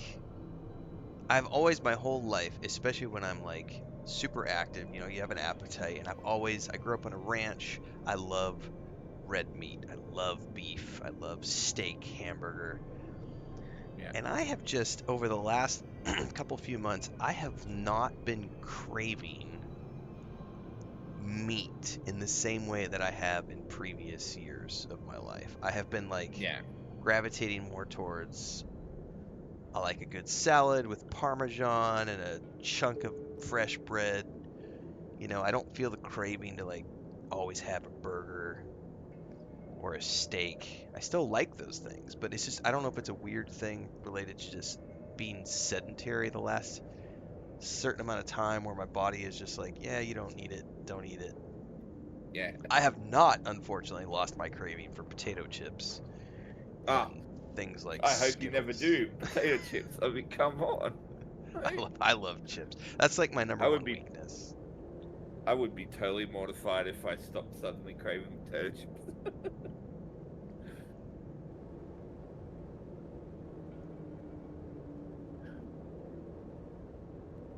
Um, But I've been making fresh bread the last few weeks now, and so that's been my kick. Is I'm just like a couple of fresh toasted pieces with butter and jam.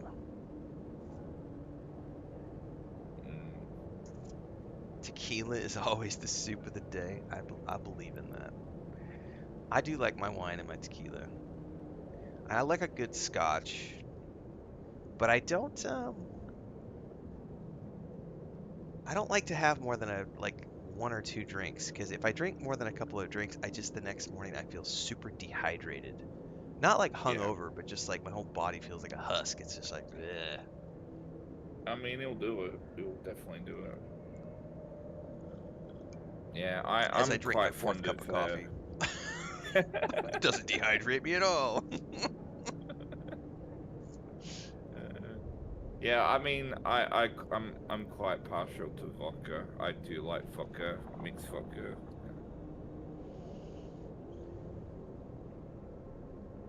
Dry brined ribeye for the fourth. Nice.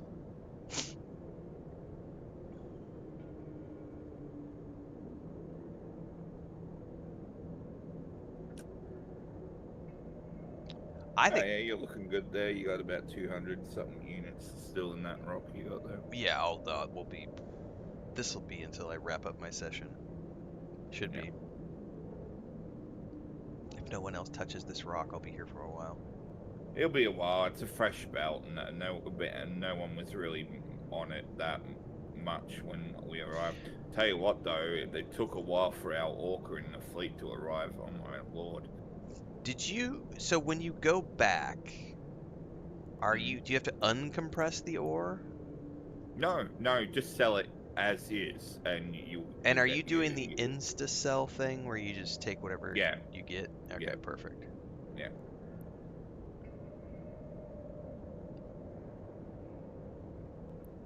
Yeah, this is basically how I've been paying for people's incomes when I create the jobs for Oh, the I put port. like 9 mil in the guild bank yesterday. Oh yeah, I appreciate that. Any donations are welcome, of course. I'm not poor by any means at the moment until No, I no, decide to go blow it all ne- on a neither am module.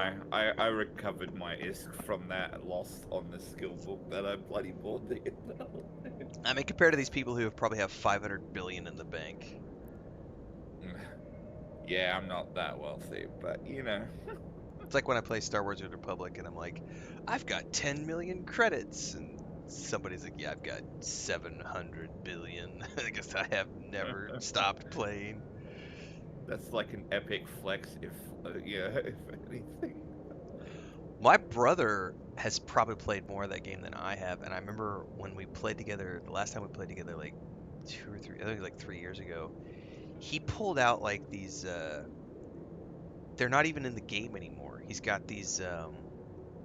got like a couple of speeders. He's got like this specialty ranker mount that you can't get anymore, a rancor, and then he Mm, had like one of those when you like do a rest or a meditation. There's like an animation. There's all these different animations you can get. And he's got a couple of the specialty animations that they just don't have anymore. And he was nice. looking on the market, and I think one of them was selling for like 250 million credits. And he ended up selling one of his extras and bought us a fleet, guild fleet ship, capital ship for our headquarters. Damn. Yeah, no, it's just you kind of reminded me of something because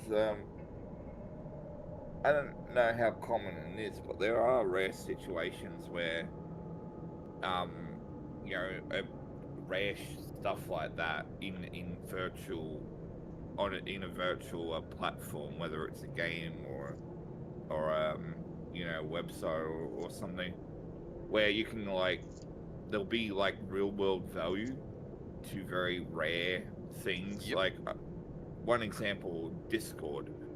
Like there's these like you can get badges in Discord, commemorative ones, and like you even got a badge for if you were a founder of Discord when it started way back in the heyday. And that badge alone is worth a crap load of money. and it's so much money, in fact, that hackers even took it upon themselves to hack people's Discord's accounts so they could get the badge from that person's account. Interesting. Yeah. I remember when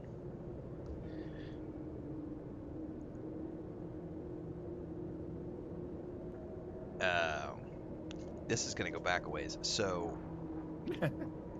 real time, real market transactions, RMT, used to be a bad thing, and it Yeah. used to be Oh illegal, yeah. right? So I can remember back in the EverQuest 2, EverQuest 1 days, buying platinum from other players, buying items from other players, people selling accounts, all that stuff was bad, right? But then Sony created, I think they were called the exchange servers, which were for EverQuest 2, and it was a test run. And on the exchange servers, you could buy and sell items from the game to other players for real currency, but you could only do it on that server. You couldn't like go to that server, buy something from another player, and then export that character out to another server. You had to keep it on Yeah. that server. But the reason was because RMT had grown to the point where it crossed $1 billion in revenue in a year, and the reporting was that, it doesn't matter that it's illegal.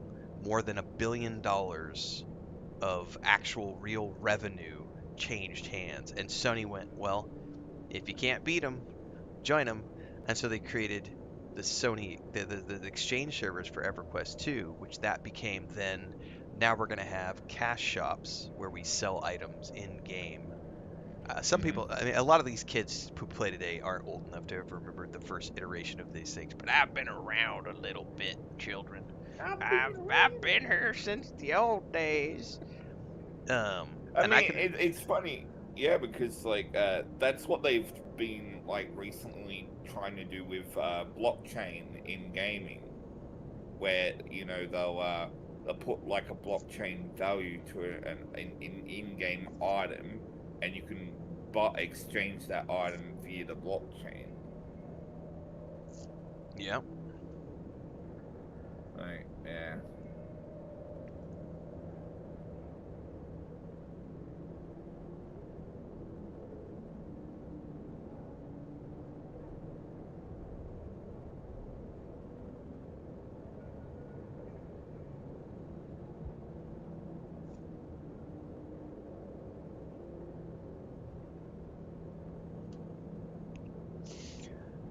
Living it, living mile Yep. high gives you immunity to alcohol. I remember getting altitude sickness the first time I went up to Silverton in the mountains in Colorado when I was like 7 or 8 years old. I was the only one of the family who got altitude sickness, and I was in the camper puking and just did not have fun for three days. Um, and then when we first moved to Mexico City, I had a couple of months that were kind of difficult because it's at like 7,000 feet, like 3,000 something meters, and Yeah. sleeping at night, I would wake up gasping for air, um, Mm. like almost like sleep apnea type stuff, Yeah. where my body was just like, dude, the air is thin up here. But after a couple months, I was fine. Yeah, sleep apnea sucks. My mum suffers from that, and my little sister. I don't know what I'd be like now because I'm pretty much living at sea level for the past 5 years now. I'd probably suffer if I go back to Denver, Mexico City. Yeah, I'm not kind of sure what the elevation in my area is like. I know we're in a valley, like a mountain valley.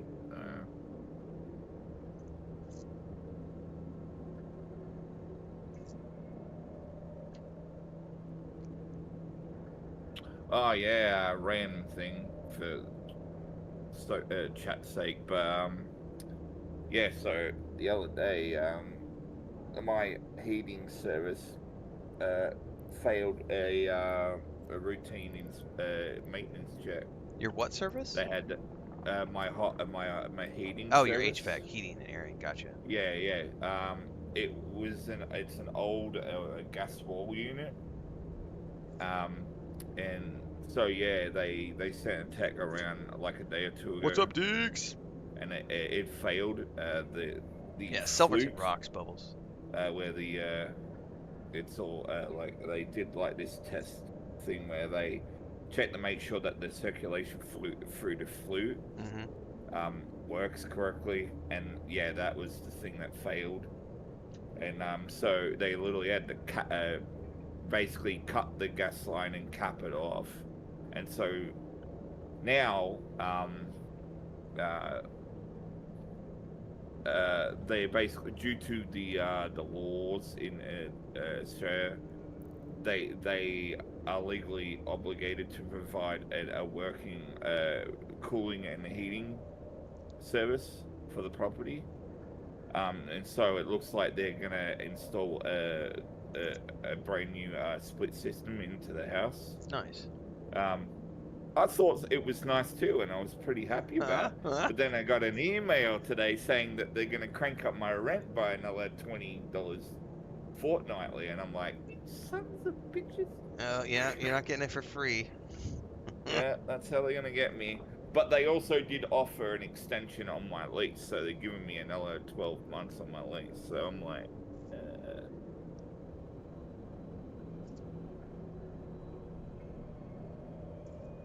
They're always gonna get you. oh yeah. Ain't nothing in life for free except for the advice I give you. And even that has a price, damn it. Yeah. I mean, knowledge is power. That's right.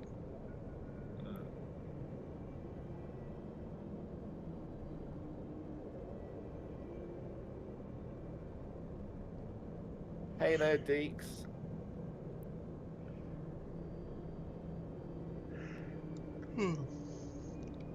Yeah, I never had problems living in Colorado, but I was there for so many years. Because I lived in Greeley for like 8 years, Fort Collins for a couple years. Went up and lived in Steamboat for like 2.5, 3 years in Steamboat.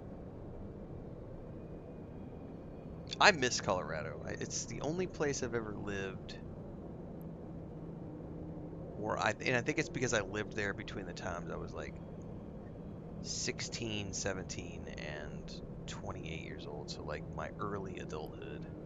And so I have a lot of like formative, I was growing into a human being in Colorado. And so I have memories and associations with all of these places, going up to Estes Park and, flipping my Jeep and on four-wheeling trails and just going fishing up the Poudre River before it burned and like I just camping, so much camping. Um, I mean, I do miss camping. I haven't done camping I in a haven't done very, camping. very long Chris and time. I think the only time I've gone camping since I left Colorado was when I went and visited my family in 2017 and I took Chris to the US for the first time. We went to Silver Dollar City in Missouri and there's campgrounds all around there because of Table Rock Lake and stuff. And so we went and took a tent and went to a nice, not real camping. Like we went to a campground where you park your truck and next to the truck you set up a tent on a tent pad and you just happen to be underneath trees. And there's like a grill and a cook place and um, it's not real camping. Yeah. No, I did real camping in like there was a place we went up to about 11,000 feet up in this aspen grove that my buddy and I found, and we went up there. We would go up there for like 4 or 5 days at a time and just play D&D in the woods. But we had to do like 3 hours of four-wheel drive trails to get to this place, and there's nobody for miles around, and there's fucking bears and mountain lions, and you gotta have a you gotta have firearms because you have to be able to protect yourself. And so it's like you gotta, we got a dog with us to warn us of anything coming, and then you've got firearms to make sure that you don't die. Yeah. Because there's shit up in them woods that'll eat you. And Yeah. there's, I remember one morning I woke up, I went up there solo one time, which is probably a really stupid decision, but I had my dog and I went up there by myself. And I remember I didn't build a campfire. I just had this little stream that we had found, and I sit up next to it and woke up, and there was a little family of deer like 5 feet away from my sleeping bag, and it's one of the coolest moments I've ever had camping. But it also made me realize afterwards, it was like, what if that wasn't a family of bears? Or excuse me, a family of deer? What if it was, because my dog didn't do shit. He was just like making little noises, and I woke up and I was like, what's going on? And he was just hunkered down, like staring at these deer. And he didn't view the deer as a threat, so he hadn't said anything. But I was like, are you gonna bark if a bear comes, dude? Like, golden retriever, he's like, everybody's my friend.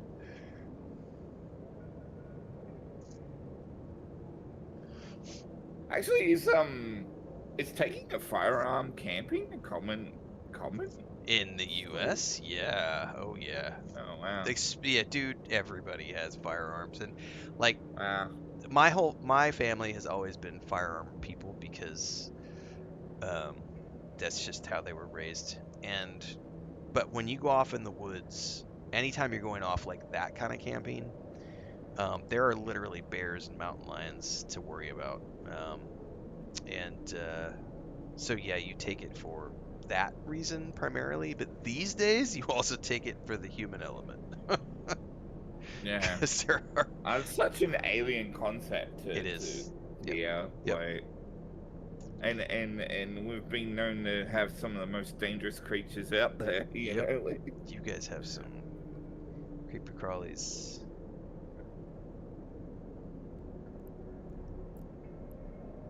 Now the big thing is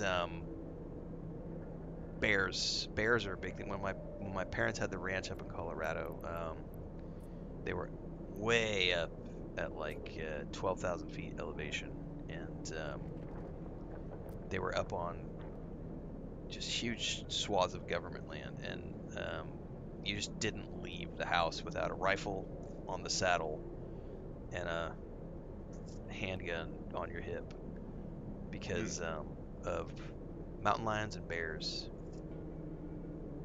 specifically bears like grizzlies and yeah. I mean, to some extent, I can understand the bears. Yeah, I wouldn't want to be caught up face to face with a bear. I'll be honest. But that's like you're talking way up in the mountain, in the altitude of the mountains. Like, if Yeah. you're just going camping like in Missouri, like you're gonna be at a campground with 300 other people. People take firearms for other reasons at that point, and I don't, I'm not a fan of those reasons. Um, Deep water scares me, Wait. JK. I don't like What are deep you water. talking about, JK? We do have land sharks. We just don't call it that. Australia has some nasty snakes and spiders. I've seen pictures of Oh it. yeah. It's terrifying. Yeah. And they're like super deadly. Like Uh, there's only one spider you should be afraid of, and it's not even because it's poisonous. It's just because of the sheer size of the damn thing. It's called a camel spider. Trust me, look up a pic of one of those. Oh my god. It looks like something out of that movie Starship Troopers. So. camel spider. Hang on, I'm going to Google right Yeah, now. camel spider. I'm probably gonna have an involuntary shudder. Oh yeah, that's nasty. Oh, it's fucking like the size of your hand. Oh my Yeah. god. And they get bigger than that.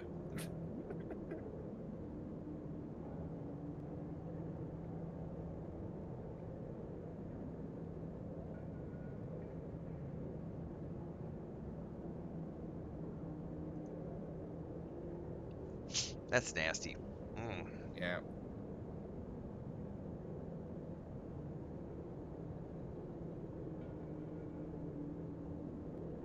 And time to compress. There we go.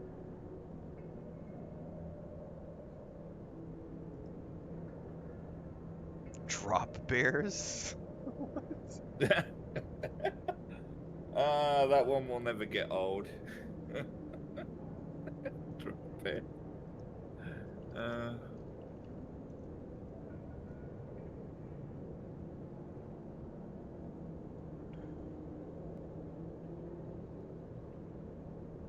I will say the one animal you don't want to F with if you're a foreigner is a kangaroo. Do not, just don't. Yeah, I've seen clips. They can be a little aggressive. Yeah, I live in the country here, and yeah, I tell you, my parents live in a smaller town, like about 45 minutes away from me, and just the trip there, like yeah, kangaroos galore, like oh my god.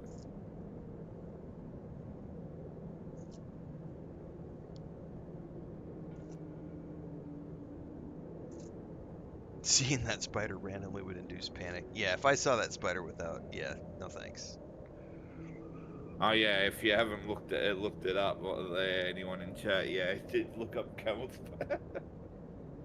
Oh, man. First time I learned about that, I had nightmares. Wow, this belt's disappearing quickly. Holy crap. Don't touch my rock, man. I'm still. Well, I guess there's somebody is attacking my rock now.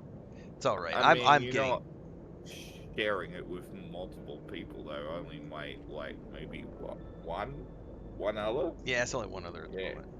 Yeah, I got like 3 or 4 on mine. Firehawks pick up flaming embers and drop them on other trees to spread forest fires. Australia is awesome.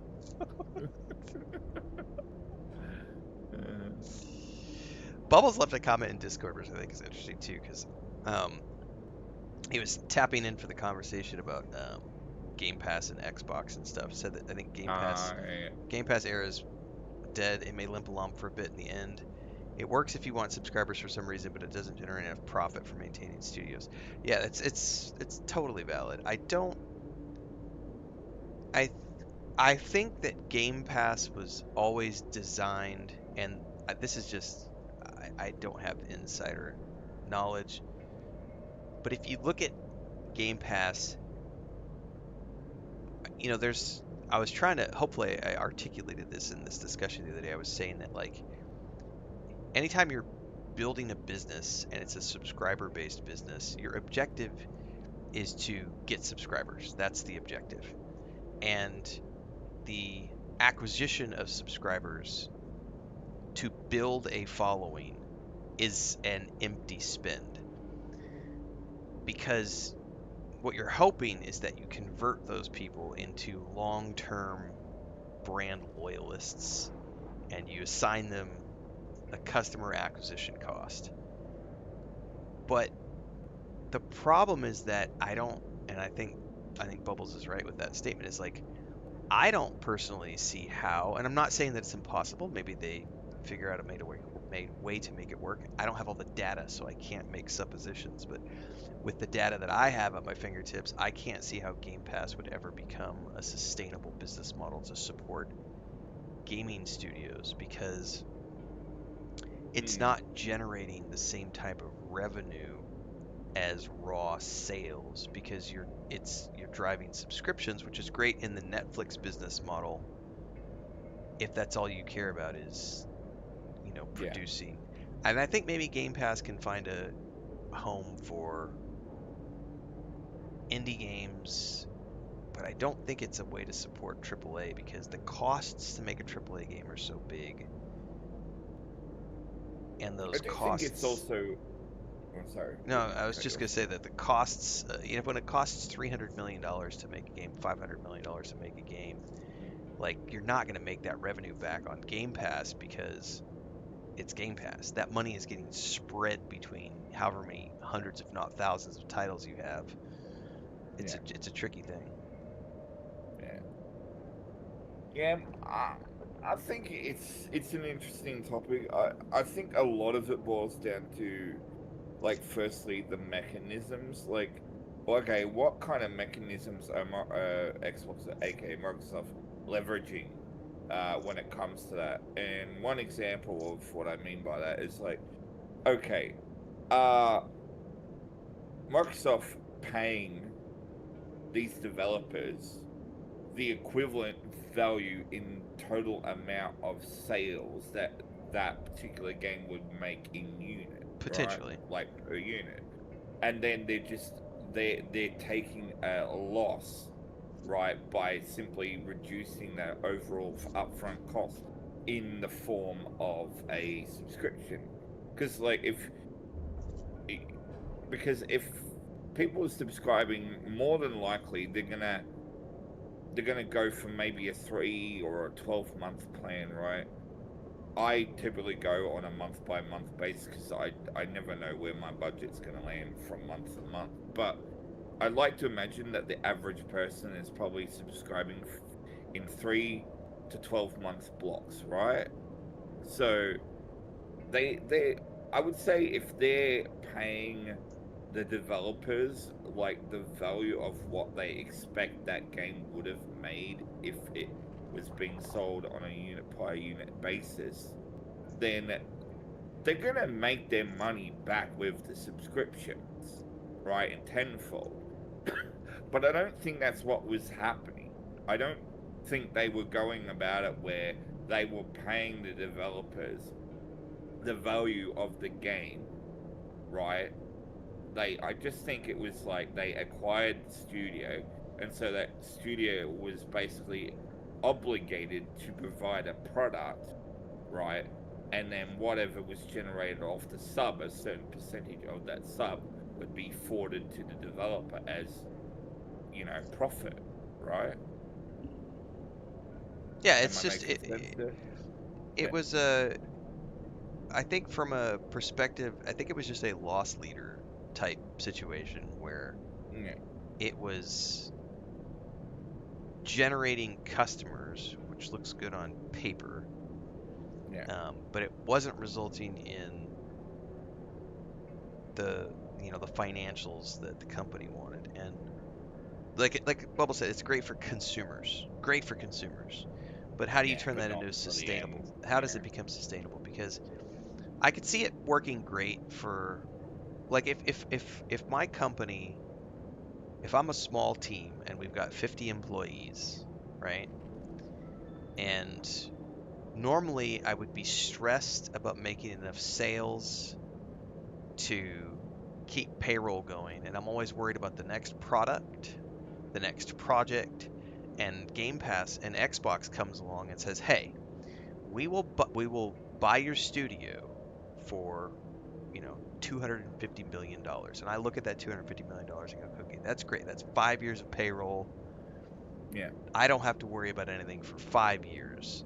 And in that 5 years, Xbox takes all of our profits and we Yeah. just operate underneath them, and we're obligated to release our products on Game Pass and everything else.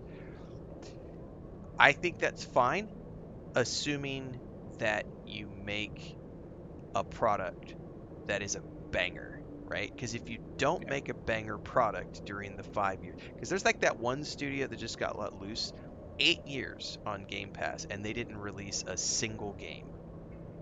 Yeah. What now from Microsoft's perspective, that's a tax write-off. That's not that big of a deal because companies always need tax write-offs. So they're spending money on something that never produced something. That's just a tax write-off. It's a loss. Did But they already have a portfolio though? I think that might have been the State of Decay studio. So yes, they did.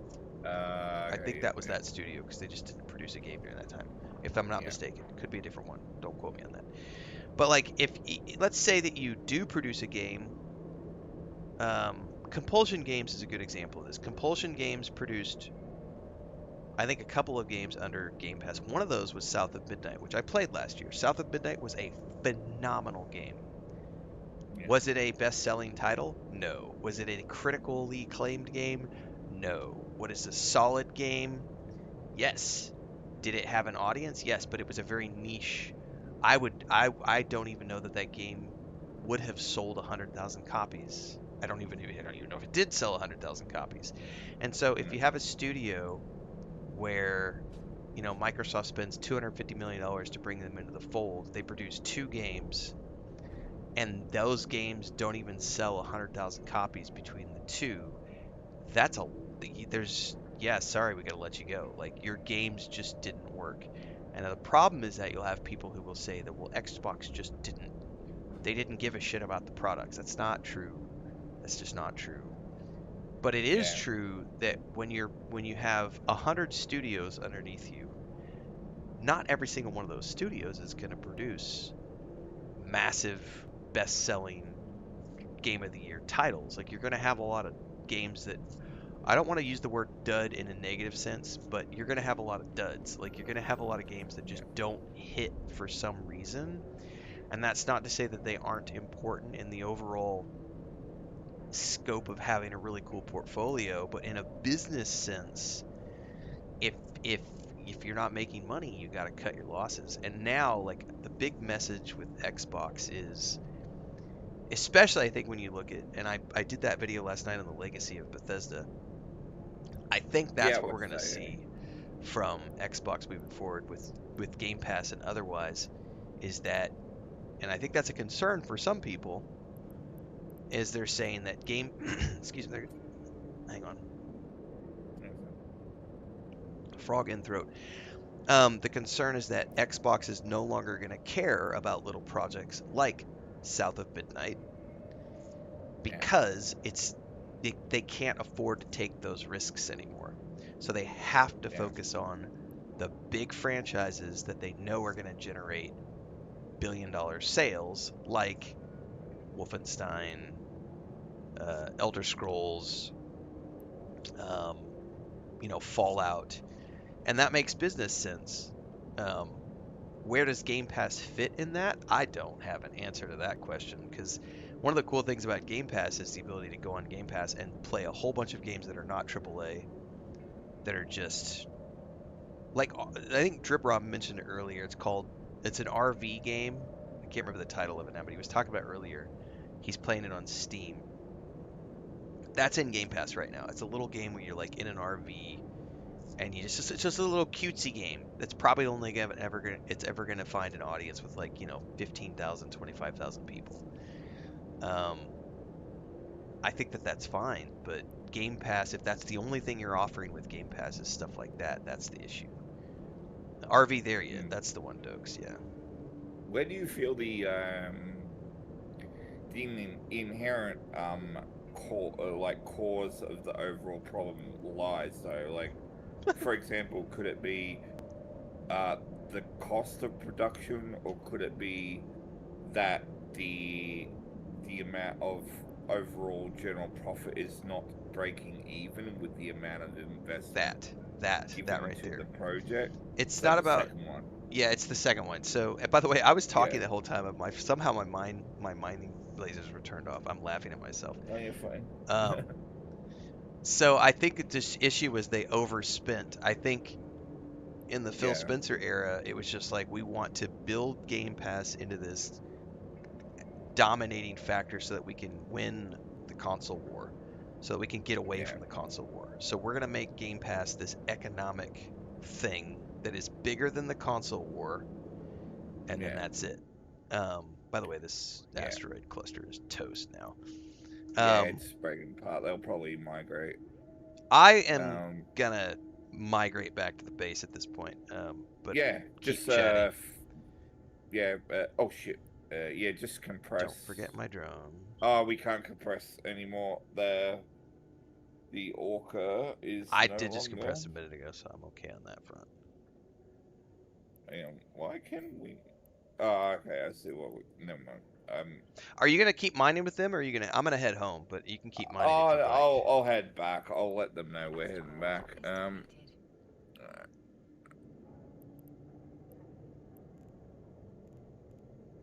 Where is that chat so that I can just say thanks?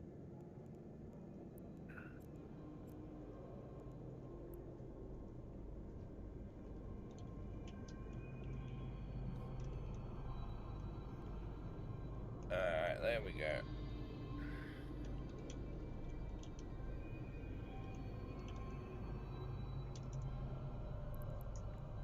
All right. Do you want to form a fleet to head back, or just head back Yeah, individually? will do. Yeah. Okay. Copy that. It's gonna. I have to leave this one, I guess, manually. Yeah, yeah. That's under social fleet. Renfail fleet confirm. Oh, damn it. Anyway, what was I saying? Profit or Yep. independent titles. So I think when you look at, say, the next Elder Scrolls game, Yep. they have been working on that for at least 8 years, right? And They have. the Yeah, rumor I is that mentioned it it's about going to that. be another couple of years until it's ready, Drive right? active. That's the rumor. Now, they've That's not the been rumors. only working on Yeah. that for that whole time. They have been primarily working on Elder Scrolls 6 for like the past, I think, 2 or 3 years since Starfield came out. So, I mean, by the time Elder Scrolls 6 launches, it will probably be, and I have no confirmation of this, I'm throwing numbers out there for the purposes of a discussion. It will probably be in the ballpark of a $500 million project, you know? Yeah. But everybody knows that the next Elder Scrolls game, because of the legacy of the series, it's going to sell $1 billion worth Oh, of. it's gonna be profitable. Yes, it will be profitable. However, the profit in that case is, when you look at box prices are what drive that profit, right? If it's a Game Pass title, like, Yeah. can they generate enough profit off of people subscribing to Game Pass to get day one access to the game? That's the concern for a lot of people. Do And you have that concern though? Is the um question. I don't know what they're going to do with Game Pass long term.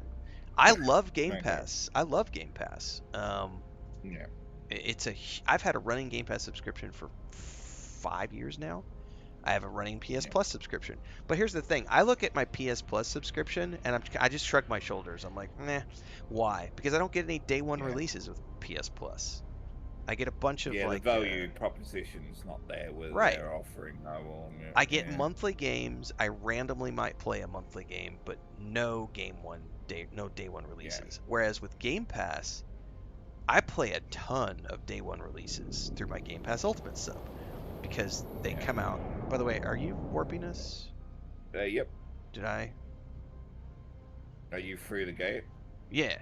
Yeah, uncloaked. That's what I was like, wait, Yeah. are we jumping? Which system are you in? Are you in? How do I tell which one I'm in? I'm in the. Oh, okay. All right. Yeah, you might have to manually go to that and gate or Okay. whatever it is. Warp drive. Yeah, You're I one might ahead of have me got somehow. ahead of Okay. you there. I Copy don't that. know It's probably because I was why. talking and I wasn't paying attention. Yeah, it's all good. But yeah, we were saying. Yeah, I just don't know, profitability wise, but the value proposition is great from a customer, but I don't know how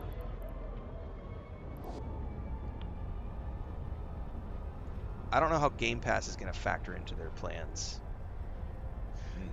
moving forward because in my mind it operates like a loss leader, and that's fine when you're trying to generate a bunch of users, but if the users aren't sticking around or they're not providing you with enough revenue, like that, you're just Yeah. hemorrhaging money at that point.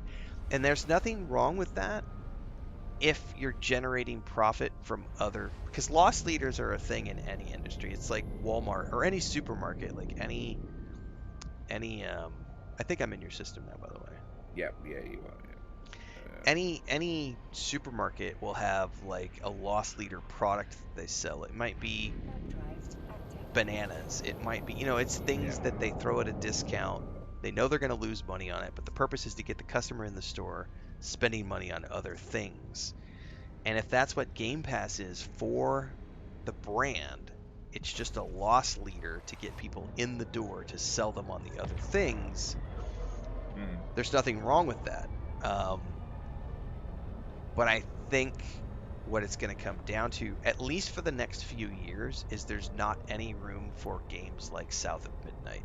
There's only room Yeah. for Elder Scrolls 6, Fallout 5, the next Wolfenstein, the next big Star Wars game, the next big Star Yeah. Trek game, the next big thing that's going to sell $1 billion in copies to make up for the lack of revenue from the past few years. And ultimately, that means it's going to become potentially. I got to jump through this gate, man. I'm sorry, I get sidetracked when I'm Yeah, no, you're talking. fine. It becomes the Marvel movie thing where Marvel has become this thing where, right, Deeks, exactly. South of Midnight was awesome. Um, are you ahead of me in Dixie? Yeah, we're home. I'm good. I'm at the. Yeah, we're good. Yeah, I'm we just gonna should be jump. good. You're good. If you look at what Marvel is today, I don't think anybody watches a Marvel movie for the purpose of going, oh wow, that was a really unique, interesting. It made me think. It made me. It's like a Fast and the Furious thing.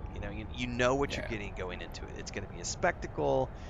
It's going to be fun, but it's not going to leave you with a sense of wonder or appreciation when you're done. And I think that's the concern for Xbox moving forward is that they've painted themselves into a corner where the only way to remain profitable as a business is to spend the next few years focusing on the major franchises. And in some cases, that could be a good thing, but we don't know yet. And I think that's the paranoia that a lot of people have is because we don't know Yeah. yet, people are worried about, well, but it's also like, Bethesda's been sitting on Elder Scrolls 6 for 8 years. You need to shit or get off the pot. Like, come on, like, get it out.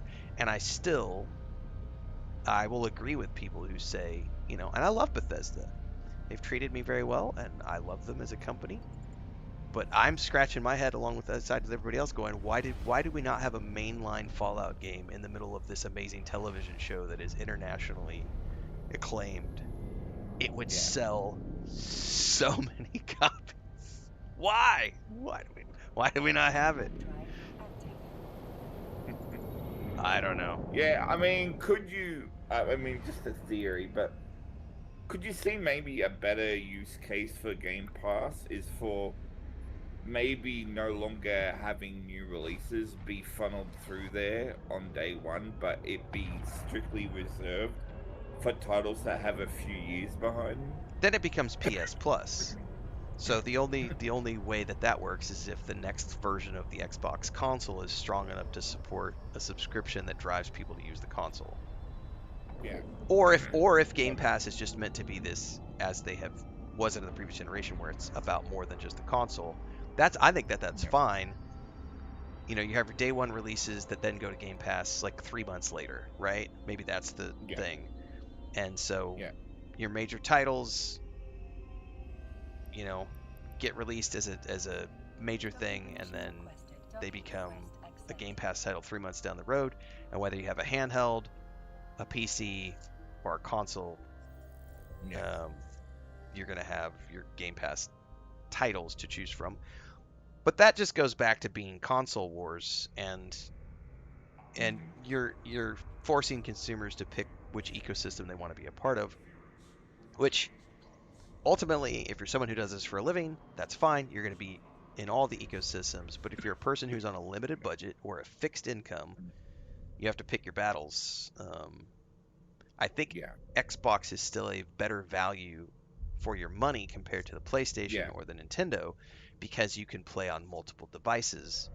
And they have that whole thing with Xbox Ultimate or Game Pass Ultimate where you have cloud saves and game anywhere, I think is the tagline. Yeah. Game Because you can anywhere. literally pick up a title and play it on your Xbox, your handheld, or your PC, and your save files go with you, and you can play it anywhere. That is a selling point for sure. That is a selling point of Game Yeah. Pass above any of the other services. Is I can pick up my games and play them on any device, anywhere, at any time, and it all goes through the cloud. That is Yeah. a selling point. So I don't know. Yeah. Um, Yeah, no, a lot of big question marks above a lot of that stuff. It's I really think the smart decision for Xbox would be to say, guess what?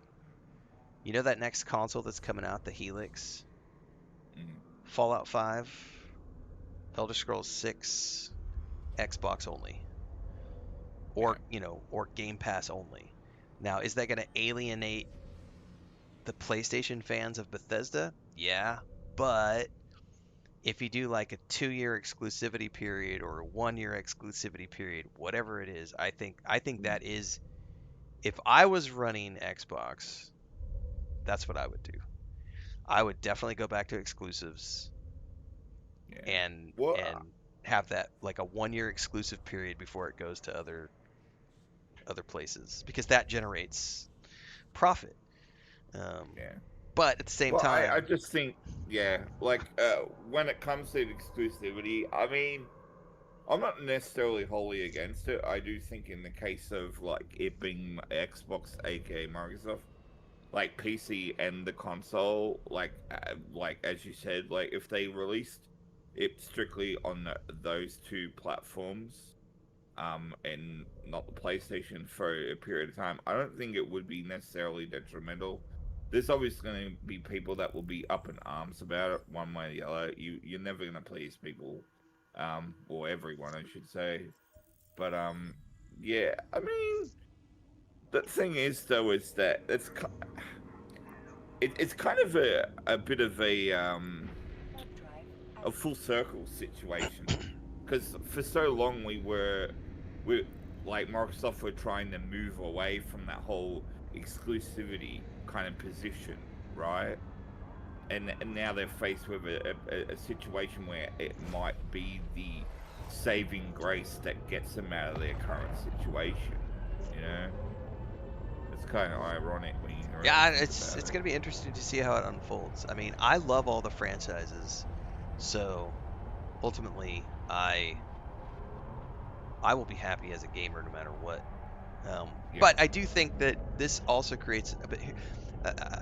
There was an interesting thing we were talking about this the other day, and I think Drum Rob had mentioned this, but like Docking permission I requested. think it's like 50 games are released every single day on Steam alone.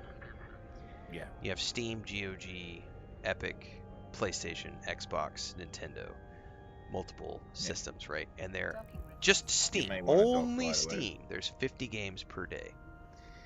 So we've never had more choice than we've had today as gamers. No one has unlimited time and no one has unlimited budgets. So how do you stand out from that?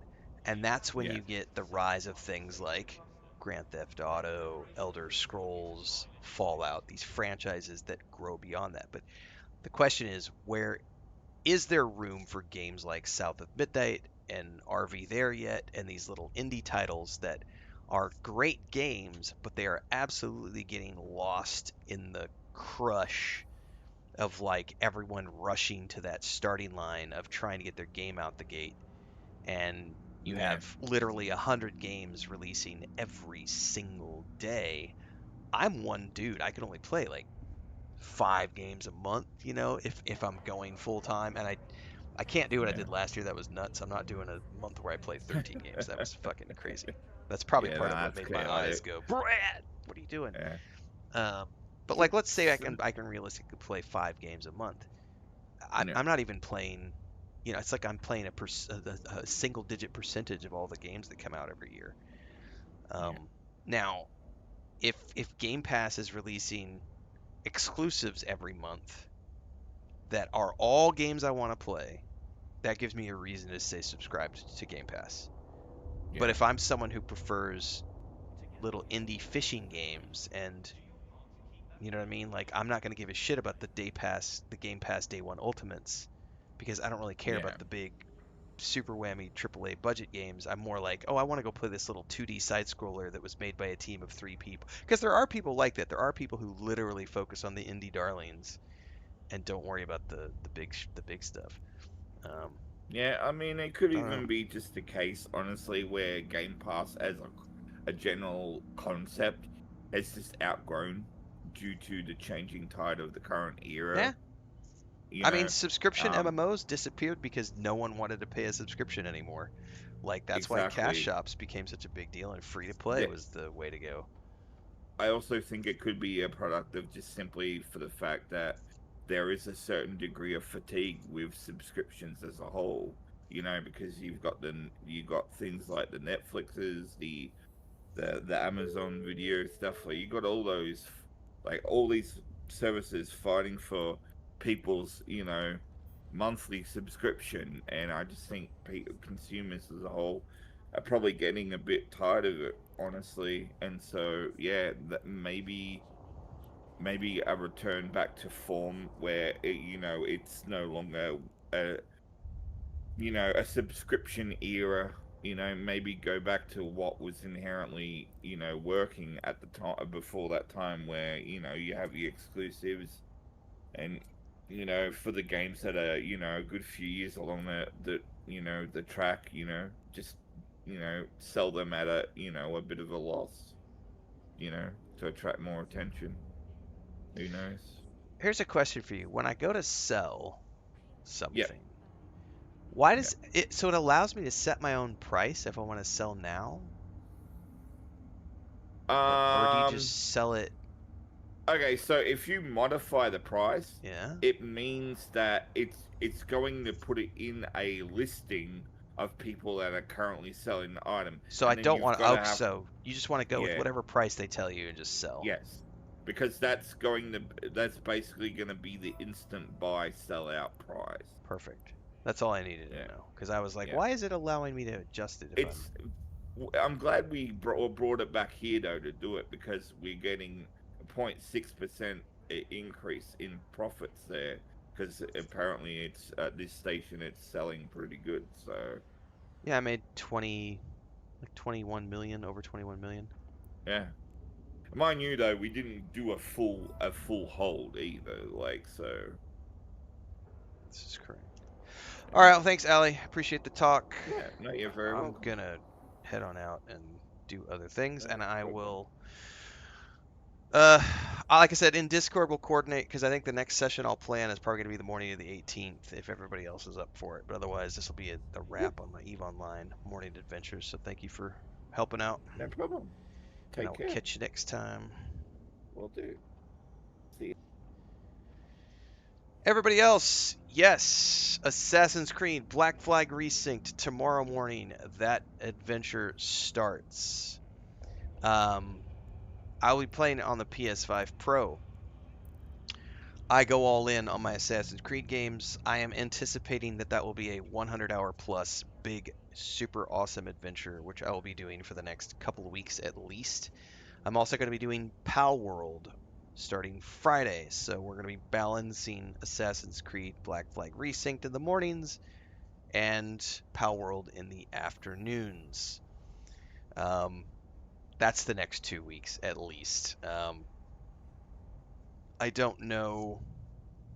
I've never played Black Flag, but I've been watching some clips and things, and I just know that I'm going to go all in because the remake looks amazing. It looks like Odyssey and Valhalla and Shadows, but with pirates, all of which sounds amazing. I will not be doing an eye patch, but I think I am going to do my bandana for the.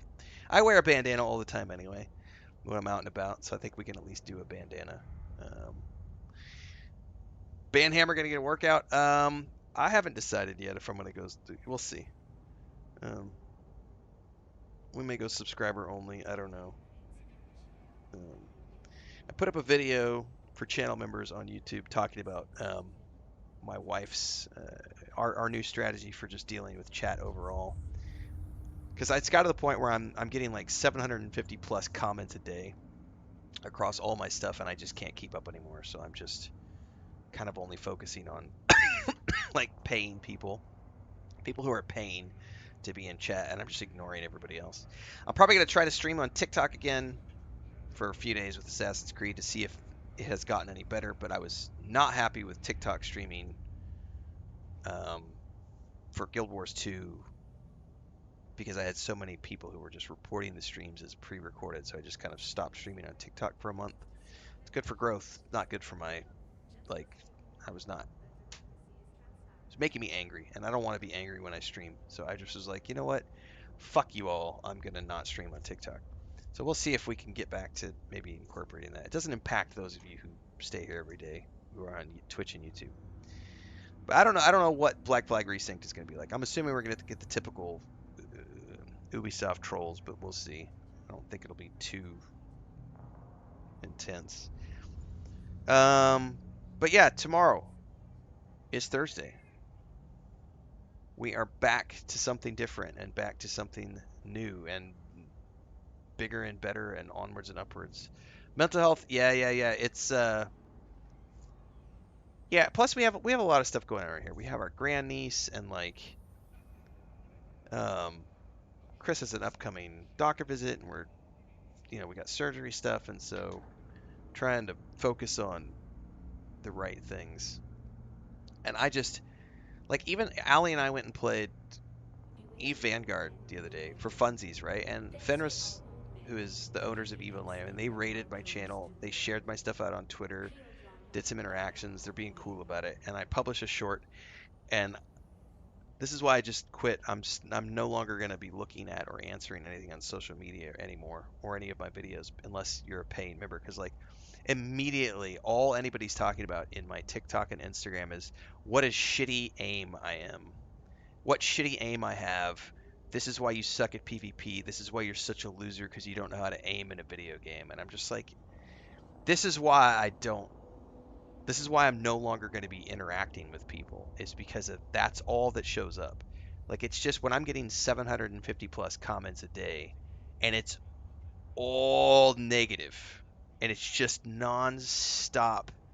I just can't look at it anymore. It's too much. It's too much. I want to focus on the fun of video games. And so thankfully I have people who show up and who are Twitch subscribers and YouTube channel members and people who actually give a shit and who are here for the right reasons. And and that's what I want to focus on. It's fun to clip people and do the troll song and the band hammer, and I did set up Simple Jack is back, so I'll still be doing that from time to time. But it's gotten to the point where I can't handle that being the primary focus of things. I've had a couple of guys recently. I haven't banned them yet, and they keep coming back day after day, and I'm just like whatever on like Twitch, calling me a so what do you say? You're a corporate. He called me a corporate shill yesterday, and he also said you're a corporate meat writer, is what he said. A corporate meat writer, meaning that I just love that corporate dick. I just want to ride that corporate dick, and it's because he's pissed off about the physical disc discussion, and I'm just like, you know what? Thanks for the free engagement, buddy. I'm not even interacting with him. Like, just let him say what he's gonna say. So unless it's something that's super super super offensive or someone's in my chat yelling the N word or something, I'm probably just gonna ignore it and let them rant and go on about my day. Thanks for being here, everybody. I will be back this afternoon with something probably. I don't know what yet. We might do some more Starfield today.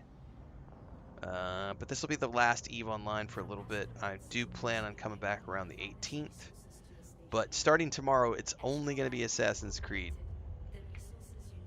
Black Flag Resynced until I wrap that up. That's going to be the morning streams. And then we might take a day off on Saturday, the 18th, to play some more EVE Online. Thanks for hanging out. Thanks for being here. Thanks for being awesome and cool and supportive, everybody. I will see you in the next one.